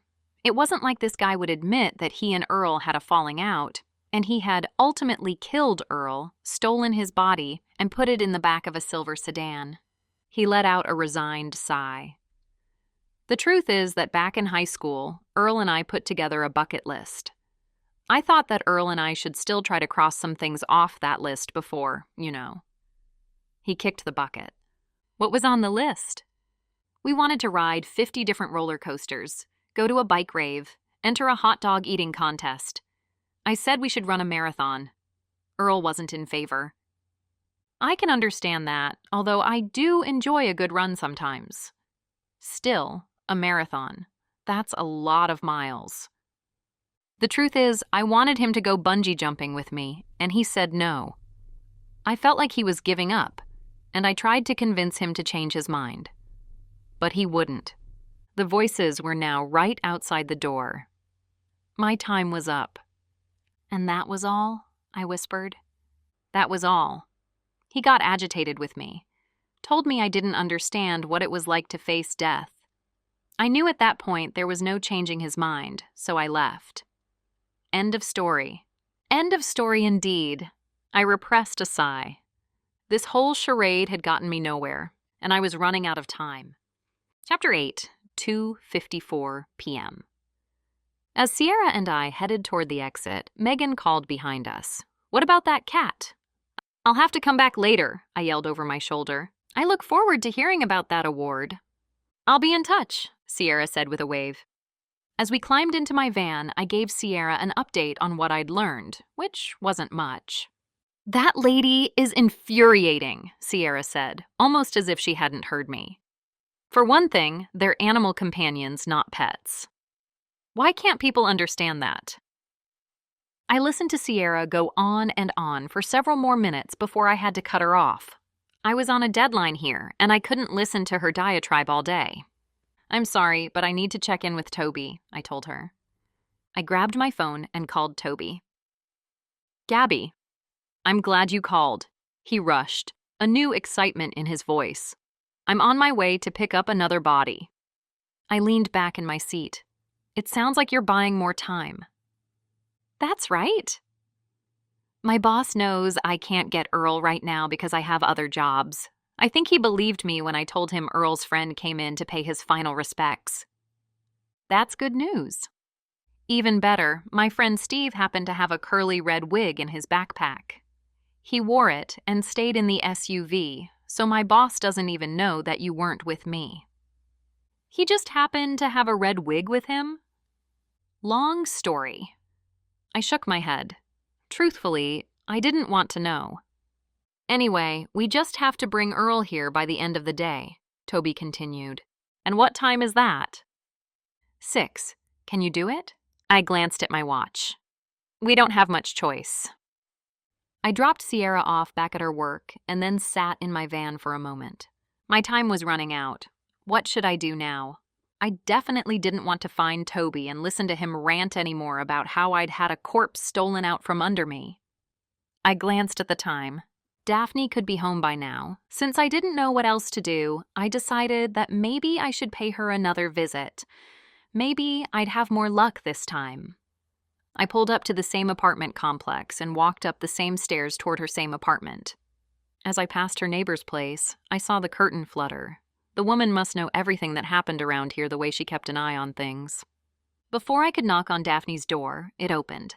A woman in her 40s with big, light brown hair gasped and jumped back from the door, her hand covering her heart as she stared at me. She was dressed in a cheap business suit. I recognized it because that's what I owned also, and her makeup was a little too heavy. "You scared me." Daphne stared at me as if sizing me up. "I'm sorry." I pointed to my other hand, which was poised in a fist and still in the air. "You opened the door before I could knock." She let out a nervous laugh. "I see. Can I help you?" "My name is Gabby, and I was hoping to ask you a few questions." "Questions about what?" "I'm not really in the mood for a sales pitch right now. I know what it's like because I do sales for a living too, but I'm not trying to sell anything. It's about Earl." As soon as I said his name, music began playing from the woman's pocket. I squinted. Wait. Was that the Dixie Chicks? And was that the song, "Earl's Gotta Die"? Her cheeks flushed as if she were embarrassed, and she quickly hit a button until the ringing stopped. I know how that looks. Insensitive. But when I programmed that song on my phone, Earl was still alive, and I was really mad at him. I keep meaning to change it, but there's something nostalgic when I listen to it. It used to be our song. I didn't even have the energy to dive into the psychology of that. Instead, I asked, "Can you spare 5 minutes?" She stared at me again and crossed her arms. "How did you know Earl?" "I'm helping with his final arrangements." I can explain, and I promise it will make sense. After she gave me a skeptical look, she opened her door. 5 minutes. Then I've got to run and get the takeout I ordered. Relief washed through me. I hoped I could get this done in 5 minutes. We stepped inside her apartment, but Daphne didn't bother to offer me a seat or a drink, which was fine. "Now, who are you?" She stared at me, still appearing skeptical as we stood in the middle of her living room. "I work with the Norfolk Police." I had so many cover stories going that I was bound to get them mixed up any time now. I should have just picked one and stuck with it. Her eyes widened. "You didn't tell me you were with the police." "That's because I'm not. But I work with them on occasion as a consultant." That wasn't totally the truth, but I had helped them solve a case, so, What's this have to do with Earl? He had liver cancer. Her eyes narrowed as she stared at me. We're just trying to wrap up all the final details of his death. I was wondering if you noticed anything suspicious about him in his final days. Suspicious? Her voice tightened as if my question left her on edge. You know, out of the ordinary? The hospice nurse said you visited him a couple of days before he died. I didn't want the man to suffer alone. I thought it was the least I could do. Understandable, and he was your ex, so I'm sure it was a strained relationship. My understanding is that you weren't married long? We weren't. We probably jumped into things too quickly. When you get to my age, the pickings are slim. He seemed like one of the better ones, but he wasn't. My bad luck streak continues. I could understand what that was like. I was a good 15 or more years younger than she was, but I'd picked some real jerks to date. I turned my focus back to Earl, however. So he was a bad guy? Daphne let out a breath. I don't know if I'd say Earl was a bad guy, but he wasn't relationship material. He only thought of himself. I didn't get married just so I could cook and clean for someone and meet their every need. I have needs too. I understand, I said. Is there anything else you can tell me about the last couple months of his life? Did anything change other than his cancer diagnosis? She let out a sigh. I don't know. I tried not to talk to him unless I absolutely had to. Daphne stared off in the distance as if trying to search her thoughts. Finally, she glanced back at me. There is one thing, she murmured, but I don't even know if it's worth mentioning. You can tell me, and I can be the judge of that. I waited with anticipation for whatever she had to say. Chapter 9, 3:16 p.m. Last time I talked to Earl, he was rambling on and on about something. He said he may have found the Fountain of Youth. I stared at Daphne. That hadn't been what I expected to hear. What? Her eyebrows jerked up and her lips pulled outward in what almost looked like a temporary facelift. Weird, right? I thought maybe some of his meds were making him loopy or something. I shifted on the purple living room rug. What else did he say about this Fountain of Youth? Not much. He kept talking on and on about it as if it was supposed to make sense to me. She rolled her eyes. I don't think it was like a physical fountain of youth. But maybe he'd discovered something he thought would help him prolong his life. I'm not sure. After a while, I just tuned him out. It was all nonsense. I see. I wish there was more I could say to help you. She glanced at her smartwatch. But I'm afraid that's all I've got, and my poo-poo platter will be cold very soon. Daphne ushered me from her apartment, but she had given me something to think about. As I walked back to my car, I heard someone call my name. I knew without looking exactly who it was. I froze a moment and drew in a deep breath before slowly turning and plastering on a smile. Parker! My boyfriend strode across the broken sidewalk and stopped in front of me. His eyes narrowed, and he didn't exactly offer a warm kiss and greeting. Instead, he blurted, "What are you doing here?" It's great to see you, too. I raised my face as if anticipating a kiss. I wasn't. No, really, what are you doing here? I told you that you shouldn't come to this part of town on your own. It's dangerous for someone like you. And when you say someone like me, you mean... I let my voice trail so Parker could finish that statement. He scowled. Let's just say you stand out. You may have grown up in the hood, but this is a different kind of hood. I'm just glad you didn't come here at dark. What are you doing here? I'm investigating a shooting, of course. It's why I usually come to this area. He nodded to one of the buildings in the distance. I spotted the crime scene tape there. I see. He waited and even had the audacity to tap his foot as if I owed him an explanation. I didn't owe him a reason. In fact, I didn't owe him anything. But maybe I was making more of a big deal over this than I should. I was talking to someone about something. I realized I couldn't exactly tell Parker what I was doing, or he might ask more questions and then find out I'd lost a dead body. Then he might have to arrest me, or he might not. I still wasn't sure what the rules were about losing dead people. "Do you have a friend who lives over here?" The skepticism in his voice made it clear he didn't believe that explanation. "Not really. I was just talking to a friend of a friend. That was if I wanted to consider Earl a friend. Keeping secrets was so hard and I was so bad at it." He shifted and crossed his arms again. "Gabby." Warning marred his voice. I frowned. Should I tell him? I wasn't sure, but I was going to have to say something. Chapter 10. 3:29 p.m. I finally let out a sigh and told Parker everything. I prayed I didn't regret it. "You lost a dead body?" He stared at me as if I had rocks for brains. "I stepped out the back door, and when I came back inside, this guy was gone. It's not like I misplaced him like someone misplaces their keys. He's way too big to fit in between the couch cushions." His eyes narrowed even more. "You should have kept the front door locked." Why in the world would I ever think that someone would want to steal a dead body?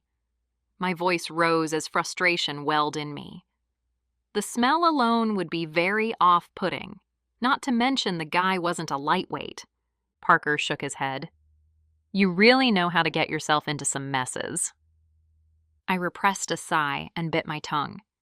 "You've got to figure out the motive," Parker finally offered. I nodded, suddenly feeling excited.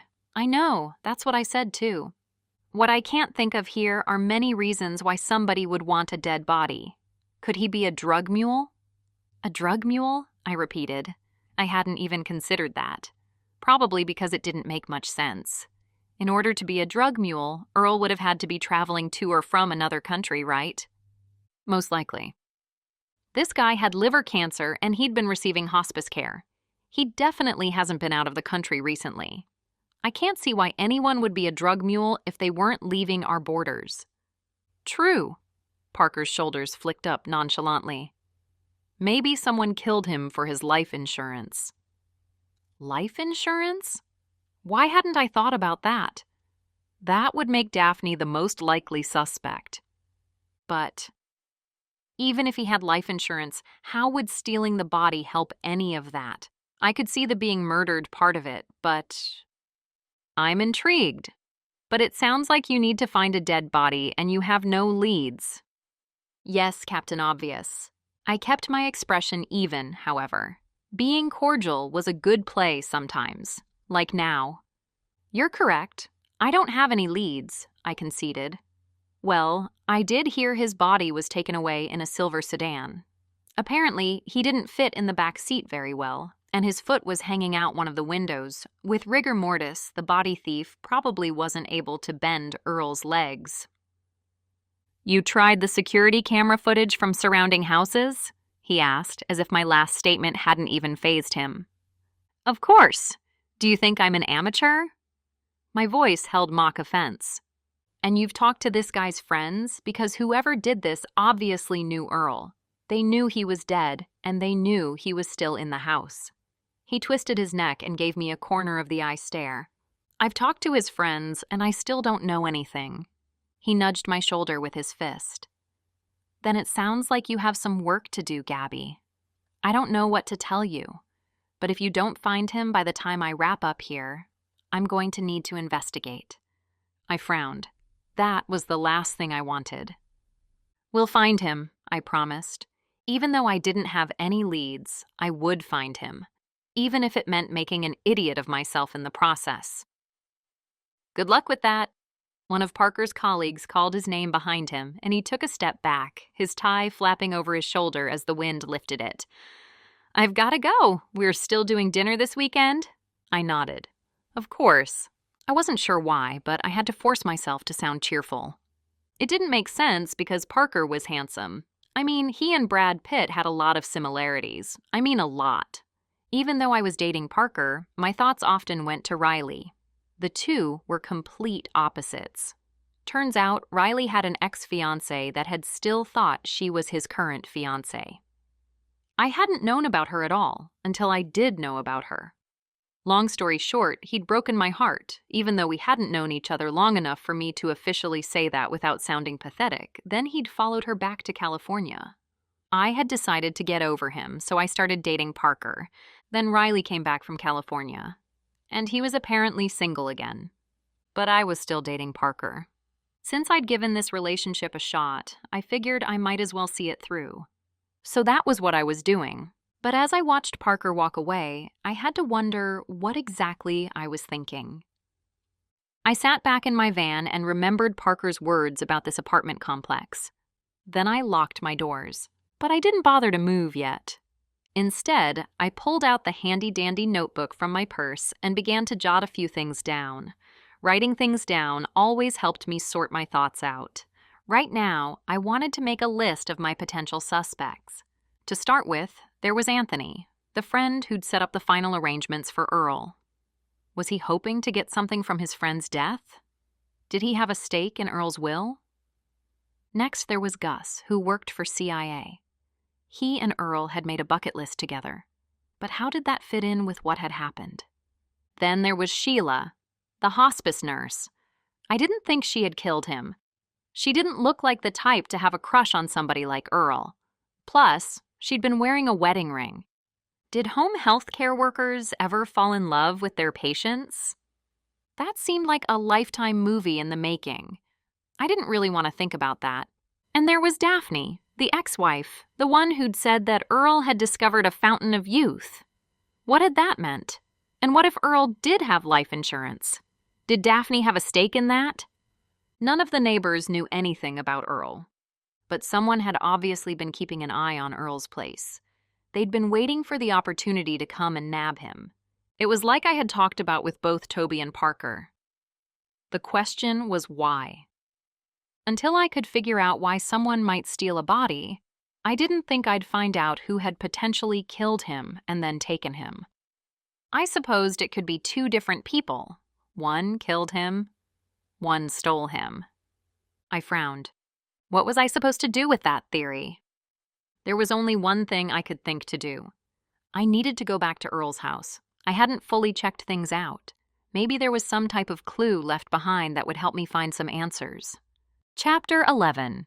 3:46 p.m. I still had the key to Earl's place, and Toby wasn't back yet. I assumed he and Steve, my male look-alike, an image that still disturbed me, were moving more bodies. It was still daylight outside, thankfully. Even though the nighttime wasn't inherently more dangerous, somehow it felt that way. Shadows could hide too many things. And nighttime was when the cockroaches came out. I cleaned a house once after a double murder. The electricity in the place was out. Apparently, the owner hadn't paid the bill in months, and I'd come at night. Anyway, in the process of setting up my own lights inside, I accidentally touched the wall. It was moving. That was because cockroaches covered the interior surfaces of the entire house. I still shivered when I thought about that. I slipped inside Earl's place and glanced around a moment. Unlike when I was here before, this time I couldn't help but think about how I might be disturbing a crime scene. But Parker hadn't rushed to come here and check things out. He was probably waiting until there was something more definite before he did anything. I paced the living room, but didn't see anything that offered any clues. Next, I went to the kitchen. My gaze stopped on that card I'd seen earlier. Get well soon. It had seemed like such a strange card. But an idea began to form in my mind. If Earl had honestly thought he'd found a fountain of youth, then what if this greeting card was appropriate? What if he'd told someone else what he'd discovered, and that's why this person had sent him a get well soon card? I searched the room for a trash can and found it underneath the kitchen sink. When I pulled the container out, a terrible stench filled the air. Banana peels, wadded up paper towels, and an old disposable coffee cup waited inside. I really didn't want to pick through this. But for the sake of answers, I would. Besides, I'd picked through worse. I grabbed a clean paper towel so I wouldn't have to touch anything, and then began to dig through some of the contents of the trash can. Maybe I could find the return envelope in here somewhere, and that would give me a clue as to who the sender of the card had been. I searched through everything, and it wasn't there, nor did I find any other clues. That was a waste, literally and figuratively. I put everything back in the trash can and washed my hands. Then I stared at the hallway leading to the other end of the house. There could be some type of evidence there. The only way to find out would be to search. I didn't find anything in Earl's guest room or bathroom. But as I stood in the center of Earl's bedroom and stared at his empty bed, my phone rang. It was Nurse Sheila. I'd left her my number in case she remembered anything. I hoped she had. "Ms. St. Clair," she started. "I did remember something, and it might not seem like much, but I wanted to mention it to you, just in case." "Yes, of course." "It's not necessarily about who visited him," she said, "but I thought it might be worth mentioning that on the day that Earl died, I was there in the morning. He was having a gastrointestinal issue." "Gastrointestinal?" "Yes, his stomach hurt." I wasn't sure how that fit, or if it fit, but I wanted to cover all my bases. "Did you tell the physician who came to declare him dead?" "I did mention it," Sheila's voice softened. "But considering Earl's cancer, it wasn't entirely unusual." "Thanks so much for letting me know." I shoved the phone back into my pocket. A gastrointestinal issue. I wasn't sure if that would help me find any answers or not. In fact, it was probably as irrelevant as a has-been actor from the 90s. As I glanced at Earl's bed, something peeking out from the sheets caught my eye, and I stepped closer. I picked up a small plastic wrapper, the kind that usually went around the tops of bottles of liquid medicine as a safety precaution. I could barely make out the words on it. I thought it said Ipecac. Ipecac? Wasn't that used to make people throw up after they'd ingested poison? I quickly double-checked that fact on my phone. I was right. It was. However, it was no longer recommended that people use the medicine because of side effects. I was surprised you could still buy it, but apparently you could. Was Earl having stomach issues and taking something to make him throw up? Was he a drug mule? That still didn't make sense to me since he hadn't traveled outside the country. And I couldn't see how anyone could be a drug mule if they were just staying in the same place. I sighed and paced over to the trash can in the corner. A couple pieces of paper rested at the bottom. The first was an invoice from Just Chill, dated 6 weeks ago. I took note of the client's name, Linda Poppins, and phone number. Not that I thought they were significant, but it did seem strange that the paper was in Earl's trash can now when it was such an old invoice. Certainly, the trash had been taken out since then. Right beneath that invoice was an envelope, a mint green envelope that would fit a greeting card. My breath caught. Could this be from the same person who'd sent Earl that get well soon card? I glanced at the handwriting. The scribble looked familiar, small and condensed. I bet this was the envelope I'd been looking for. My heart rate quickened. However, there was no return address on it. Go figure. The postmark was from Norfolk, and it was dated 5 days ago. I held the envelope to the light. I'd read about the old trick in Nancy Drew books growing up, but sometimes it did work. I squinted. There appeared to be some type of indentation on the paper. I scrambled to the dresser and found a pencil. Then I ran it across the envelope to see if I could pick up on any hidden words. My breath caught at what I read there. It said CIA. My heart beat harder. Could Gus be behind Earl's death? But why? Just because someone sent Earl a get well card did not mean this person killed him. I had to slow my thoughts and really think this through a bit more. Maybe even talk it over with someone. Someone who was my opposite. Who was grounded and logical and lawyer-like. Someone like Riley. I glanced at my watch. He had told me that if I needed anything, I could call him. He was a sincere guy, so I could only assume he'd meant those words. Then I glanced at that invoice in my hands again. Was it significant? Did this HVAC invoice somehow tie in with Earl's death? There was only one way to find out. Chapter 12. 4:01 p.m. I cleared my throat as I waited for Linda Poppins to answer the phone. She did on the third ring. I sucked in a breath and turned toward the window as I composed myself. "Hello, this is Gabby, and I'm with Just Chill HVAC Services." Yes, Just based on the woman's proper voice, an image of an older, cultured aristocrat filled my mind. "We performed services at your house about a month and a half ago," I continued. "I remember. I was just following up to see how our technician did. We're hoping he did a super job. A supercalifragilisticexpialidocious job." I stopped myself before saying that. However, just her last name alone had ignited so many songs inside me. She paused a moment before saying, "I suppose he did fine. I barely remember he was here even." "So no problems or complaints?" "No." "Was Earl courteous, and did he answer all of your questions?" "He was fine. I didn't have any questions. He was quiet and stayed to himself. I can't complain." "Wonderful news!" I put on my cheeriest, most professional voice. After all, a spoonful of sugar did help the phone surveys go down. "That's all I need to know. Thank you so much for your time," she suddenly gasped. "Did you hear that?" I froze. "Hear what?" "The squirrels," she muttered. "They're back again. Oh, those squirrels! I swear they're going to make me lose my mind." With a strangled cry of frustration, the call ended. Squirrels? What was she talking about? I stared at my phone and frowned. That hadn't gotten me anywhere. Maybe Mrs. Poppins wasn't connected to this at all. Right now, I needed to talk to Gus again.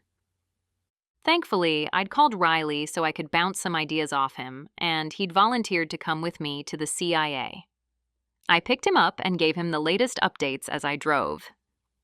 "One thing is for sure, life is never dull when you're around." He flashed me a smile. "Thank you." I actually wasn't sure if he meant that as a compliment or not, but I was going to consider it one. We pulled up at the animal shelter, which closed in under an hour, so I'd gotten here just in the nick of time. As we climbed from my vehicle, I paused. There at the back of the building sat a silver sedan. And I couldn't be sure because of the grainy video, but it appeared to match the one I'd seen in that video. "What is it?" Riley asked. I pointed. "That looks like the car, the one Earl's body was in. I need to check it out." Before Riley could stop me, I rushed toward the vehicle. No one was out here, so I should be okay. But when I peered inside the sedan, it looked clean. I didn't know what I was expecting to see. A body bag.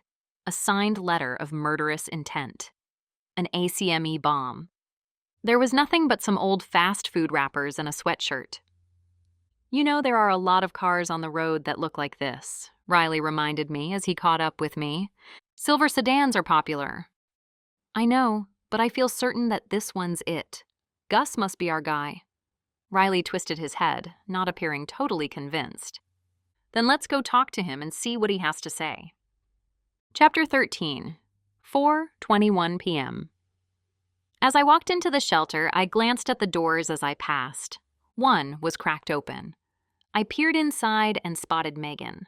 I sucked in a breath when I saw her sitting upside down in her chair with a white and brown cream of some sort spread across her face. Her eyes were closed, so she didn't see me. "If I Could Turn Back Time" played on a small speaker in the corner. "Is she okay?" Riley leaned close and gawked at the woman. "If I had to guess, she's just trying to look younger." "What?" "Long story." I motioned for him to keep following me. I hurried past her office to Gus's. I didn't bother to knock. Instead, I charged inside. Gus looked up from his desk, surprise washing over his features. What are you doing back here?" Riley slipped inside behind me and shut the door. "Did you kill Earl?" I blurted. Gus's eyes became even wider. "What? No. Why would I do that?" "That's what I'm trying to figure out. Why would you do that? What did he do to you?" "Nothing." He raised his hands in alarm. "He didn't do anything to me. I don't know what you're talking about." "I know what Earl was hiding. I told you I'm a private investigator. Earl actually hired me before he passed. He felt like he was being watched." "He did?" I nodded. "He did. Now I'm trying to wrap up loose ends, just in case." He raised an eyebrow as he stared at me skeptically. "And you know what Earl was hiding, you said?" The only thing he was hiding was that fantasy he had about getting rich and buying his way to good health. I kept my expression neutral. I know all about his get-rich plans. He thought money would be the answer to all his problems. Yes, he did. He had all kinds of crazy plans. He never told me about those. Like what? Gus stared at me. I shrugged. He's dead now. Why does it matter? True, I guess. His favorite was that one about stealing a diamond. Stealing a diamond? Interesting. I tried to keep my poker face. Tell me more. All I know is Earl, before he went into hospice, did some work at this rich lady's house. She hardly noticed him at all. But as he was working in the bathroom, he heard her voice carry from down the hallway. She was talking to her insurance broker about her jewelry collection. Apparently, she had a diamond that was worth $30,000. $30,000? I let out a low whistle. That's a lot of money. I remembered that invoice I'd found in the trash, the one for Mrs. Poppins. That had to be the house where he'd been working. That was why he'd saved the invoice. Earl thought that was pretty impressive, too. He played around with some ideas about how he might be able to get his hands on it, how it would solve all his problems. Realization dawned on me. It could be like the fountain of youth. Gus snapped his fingers. Exactly. He kept thinking if he could find some type of windfall, he could buy his way into some better medical treatment. More facts clicked in my mind. Is that why you sent him the card that said, "Get well soon"? Surprise sparked in his gaze. He was trying to keep the hope alive, and I was trying to keep it alive with him, just trying to be a good friend. I crossed my arms as I stared him down, using my intense investigator look. So you didn't steal this diamond? Steal it? Why would I steal it? His voice climbed in pitch as he responded. While he talked, I glanced behind him and spotted a group of animal shelter employees in a picture on his bookshelf. Gus wore a blue polo shirt in the photo, but 3 of the men wore green shirts. Gus followed my gaze. Something caught your eye? Is that Earl in the picture? He shrugged. Yeah, he worked here for about a month when he was between jobs. It didn't pan out. Turns out Earl doesn't like animals. Then he got the new job with Just Chill. Why? I stored that fact away. But there was something else about that photo. You're wearing a blue shirt. Why are some of the other guys wearing a different color? Because I'm an administrator and they're the men on the street. My mind flashed back to the green I'd seen under Earl's fingernails. I knew it wasn't carpet fibers, but could it be from one of those polo shirts? Was Earl friends with any of those men? I asked. Yeah, of course. Berkeley in particular. Why? Riley and I exchanged a glance. Who's Berkeley? Riley asked. Tell us about him. He's one of our dog catchers. He's not really a dog catcher, but he picks up any animals that need a home, so that's what we call him. Riley and I exchanged another glance. Where is Berkeley right now? I asked. He took one of our dogs to the vet, Gus said. A little Chow Chow needs to be fixed tomorrow morning, so the vet asked if we could bring him early so they could keep him in a kennel at the clinic overnight. My heart beat harder. Do you know what vet? I'm not sure where you're going with this. Gus squirmed before stealing his gaze again. I just want to have a talk with Berkeley, that's all, I promise. He let out a long breath. We have a vet down the road who does a lot of stuff for us for super cheap. Midway Veterinary. That's where Berkeley and Chow Mein should be. Without saying anything else, Riley and I took off toward my van. We needed to get to the vet. Now. As soon as I stepped outside, my phone rang. It was Parker. I braced myself for whatever he would say, trying to prepare for the possibility that this could turn ugly. I could be arrested. Toby could take over my apartment. Riley would think of me as the freak who could clean up after a crime but couldn't keep track of a dead body. I might even make a list of world's most stupidest criminals. I cleared my throat before saying, "Hello?" Gabby, I just wanted to give you an update, he started. Okay. So far, so good. About what? You mentioned a silver sedan with a foot hanging out the back. That's correct. I keep getting calls about that foot, he said. Apparently, it fell off on the interstate. What?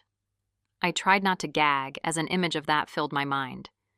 It fell off because it wasn't a real foot, he added dryly. It was a mannequin. People on the road didn't know that, though. The driver is some wannabe clothing designer who's trying to pass her finals. She bought the mannequin used from someone who lives in Norfolk. Wait. So, the silver sedan was a false lead this whole time? I gave myself a mental scolding. Thanks for letting me know, I muttered. I'm wrapping up things here, but I plan to head out to talk to you about this missing corpse afterward. Of course. I'll text you the address. If I didn't forget. I ended the call and gave Riley the update. My mind raced. What is it? Riley asked as he shifted beside me. The neighbor said his dogs had a barking fit about 15 minutes before I talked to him. That would be right around the time Earl disappeared. He said they always bark at certain things. The mailman, the doorbell. Okay. And probably the dog catcher, right? It makes sense. I suppose. In that video I saw, there was an animal control vehicle that passed on the screen before the silver sedan.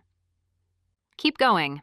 If the killer drove an animal control vehicle, he could have easily slipped the body into the back. I spoke my contemplations aloud, my words coming out nearly as fast as my thoughts swirled. Maybe in one of the compartments used for the larger dogs. But why would he do that? An idea had formed in my mind. I wasn't sure if it made any sense, but I hoped it did. What if Earl and Berkeley started talking about these side hustles, and Earl mentioned this woman with this expensive diamond? What if they concocted a plan? Riley tilted his head in doubt, his eyes narrowed. I still don't know what this has to do with Earl's death. I put my van into drive and took off down the road. Parker mentioned that maybe Earl was a drug mule. I knew that didn't make sense. But what if Berkeley decided to enact that grand larceny himself? What if he got the diamond somehow and then went to show it to Earl? Would Earl be impressed or upset? Riley asked. Exactly the question. Earl would want some of that payout. My thoughts continued to race. So what if when Earl realized the windfall his friend was going to receive, he decided in a fit of selfish rage to swallow the diamond so Berkeley couldn't keep it? That's an interesting theory. His eyes lit with consideration.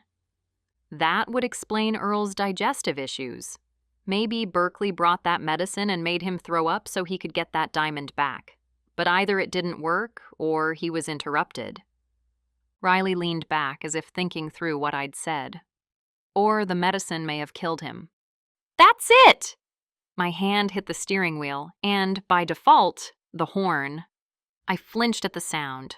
Riley ignored it. Then Berkeley had to think of another way to retrieve that diamond. And now this Berkeley guy is at the vet because... He frowned and paused as if he couldn't finish that thought. But I could. Clearly, he wasn't able to wait for Earl to pass the diamond from his system because Earl died. The only other way Berkeley will get the large payout that will come with the diamond is to cut it from Earl's stomach. Riley frowned, as if the idea appalled him. That's quite some theory. It is, but I think it may have some validity. I think you might be right, Riley admitted with another frown. We pulled to a stop in front of the veterinary office. Sure enough, a truck from CIA was parked in the back. But no other cars were in the lot. In fact, the office appeared to already be closed. Maybe Berkeley had a key because he came here so often to take animals in for their care. Riley and I exchanged another look. If Berkeley was inside, and if he did have Earl's body, then things could turn really ugly. We needed to figure out exactly how we were going to proceed. Chapter 14, 4:51 p.m. We don't have any proof, I told Riley as I stared at the vet's office.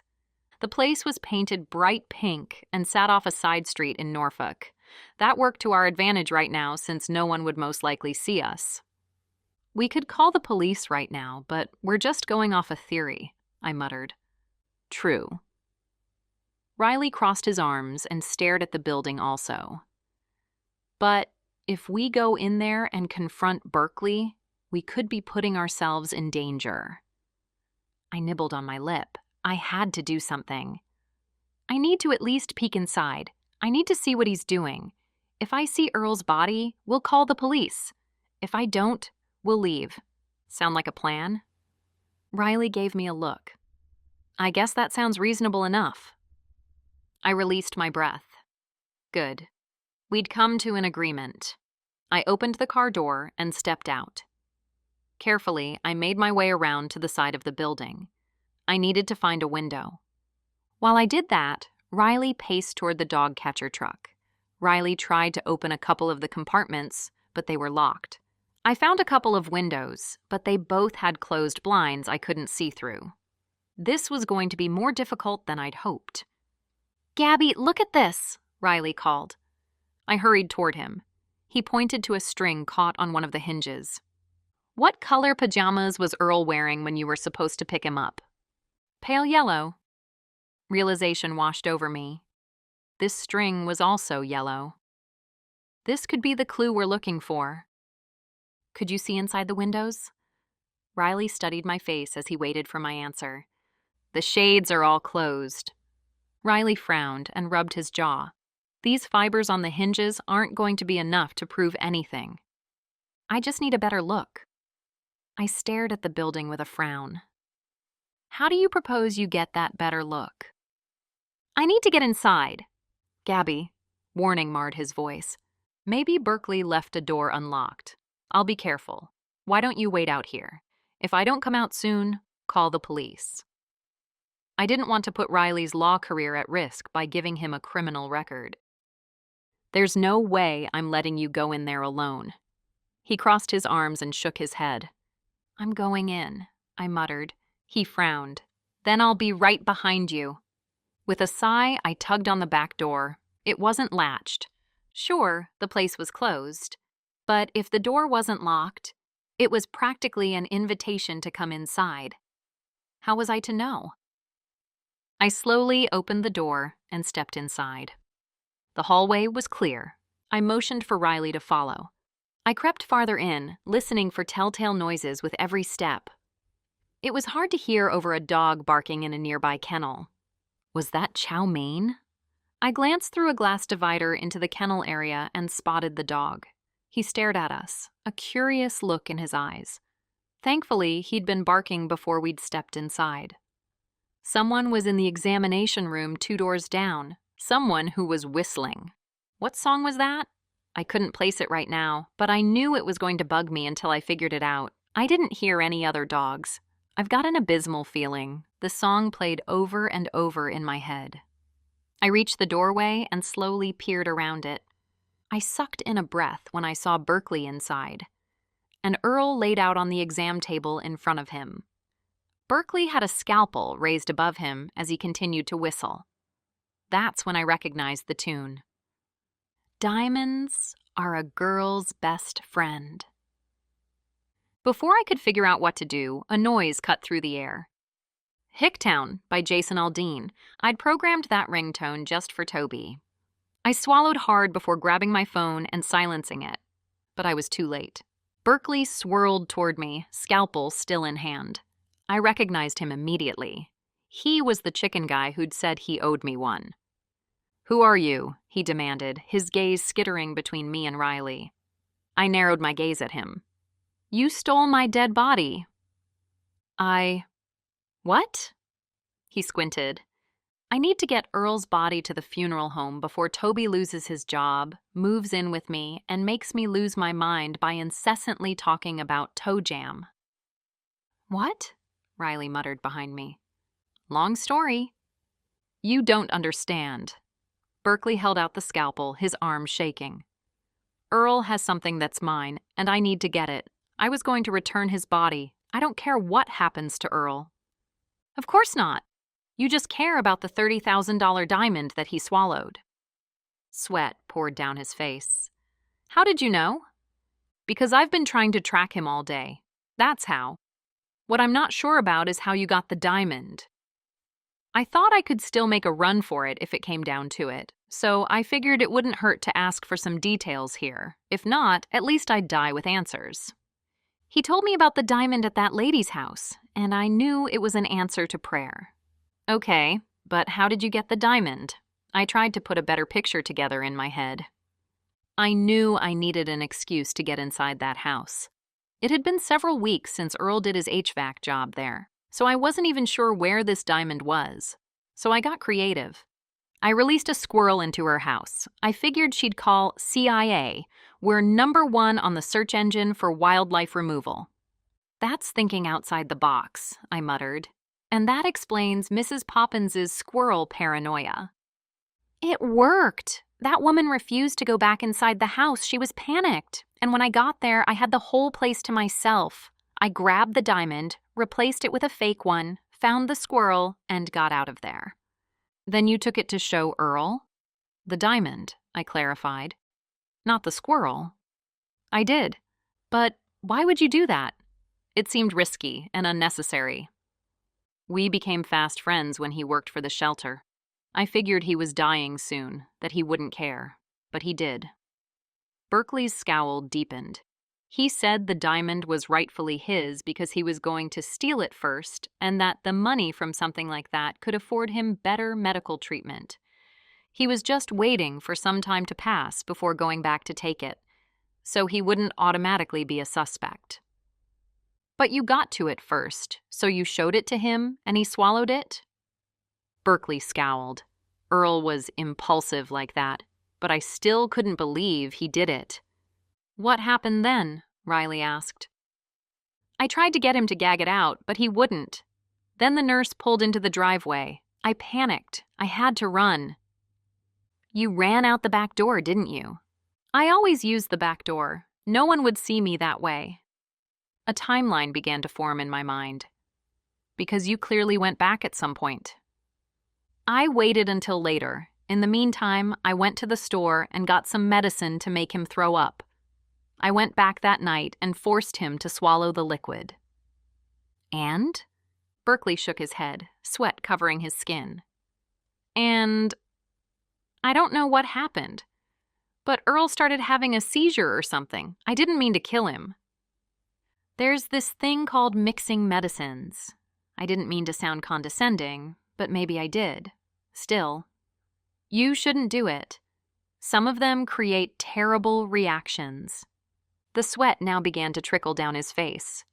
I didn't think about that. I just wanted the diamond. Anyway, I panicked and ran, but I knew I had to go back again. I couldn't let Earl be buried with that diamond in his belly. That gemstone could change my life. Makes sense. Why did you wait so long to go back? I didn't know what to do. I started to go more than once and then changed my mind. Then I saw you guys show up. I knew I didn't have much time. As soon as I saw you in the backyard, I knew I had to make my move. I nodded at Earl. And now you're going to cut into his body to retrieve it. You think it's in the stomach or the intestines by now. How should I know? He stared at me like I was the crazy one holding a scalpel over a dead body. Do I look like a doctor or something? Dr. Hyde, maybe. You shouldn't have come here. He lunged at me with his scalpel.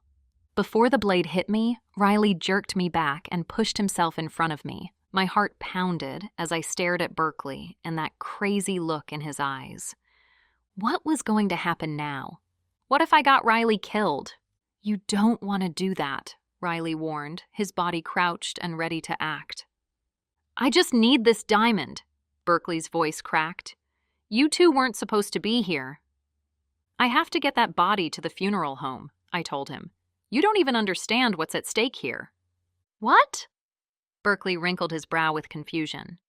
Before anyone could say anything else, the back door slammed open and Parker and several officers flooded inside and rushed toward Berkeley. Freeze! Hands up! Don't move. 3 seconds later, they'd taken his scalpel and handcuffed him. Parker, I muttered as I stared at him in confusion. How did you know? I texted him, Riley admitted. Realization washed over me. I suppose that was only wise. The only thing that would have been wiser would have been if you texted me instead. Parker gave me a look as he paused beside us.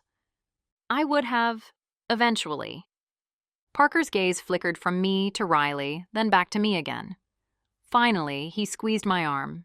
Good job, Nancy Drew. A small sense of satisfaction washed through me. Thanks. But next time, text me yourself. Chapter 15, 5:56 p.m. An hour later, Earl Mansfield had been picked up by the medical examiner. He would have a full autopsy to look into his death, even though Riley and I had heard Berkeley's confession ourselves.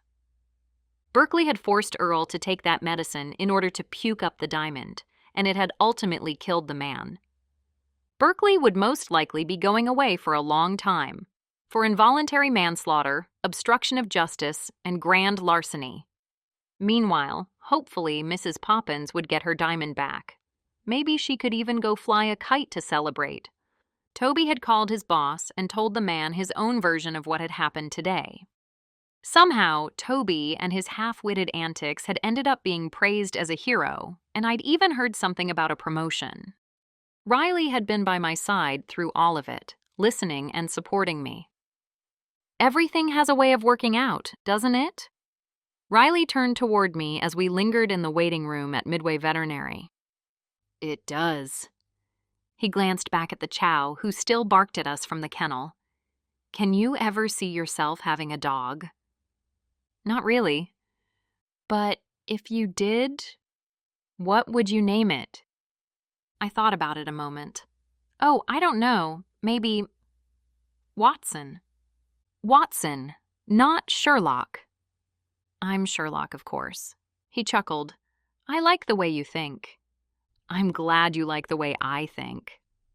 I tried to hide my grin, especially as Parker reappeared around the corner. I was pretty sure he was finished questioning us and we could leave, but I didn't want to go yet. I wanted to see everything get wrapped up. And it appeared that's what was happening. At just that moment, Sierra stepped inside also, holding something in her hands. A cat. I heard you guys were here, she started. Who told you? I went to the CIA, and Gus mentioned it. She held up the tabby in her arms. Look at my newest family member. You got another cat? I stroked the kitty's head. I couldn't walk away from the shelter after hearing about that hoarding situation and not bring one of these beauties home with me. I didn't mention to Sierra that she might have a cat hoarding situation on her hands at some point also, but she looked happy, so I was happy for her. And I didn't feel as guilty for not adopting a cat myself. Did you name him or her? I asked. I was thinking about Earl, she muttered. What do you think? I moaned. No, definitely not. But I won't tell our landlord that you've well surpassed our 2-pet limit. We all laughed. I was so glad these people were in my life, because who else would put up with my shenanigans?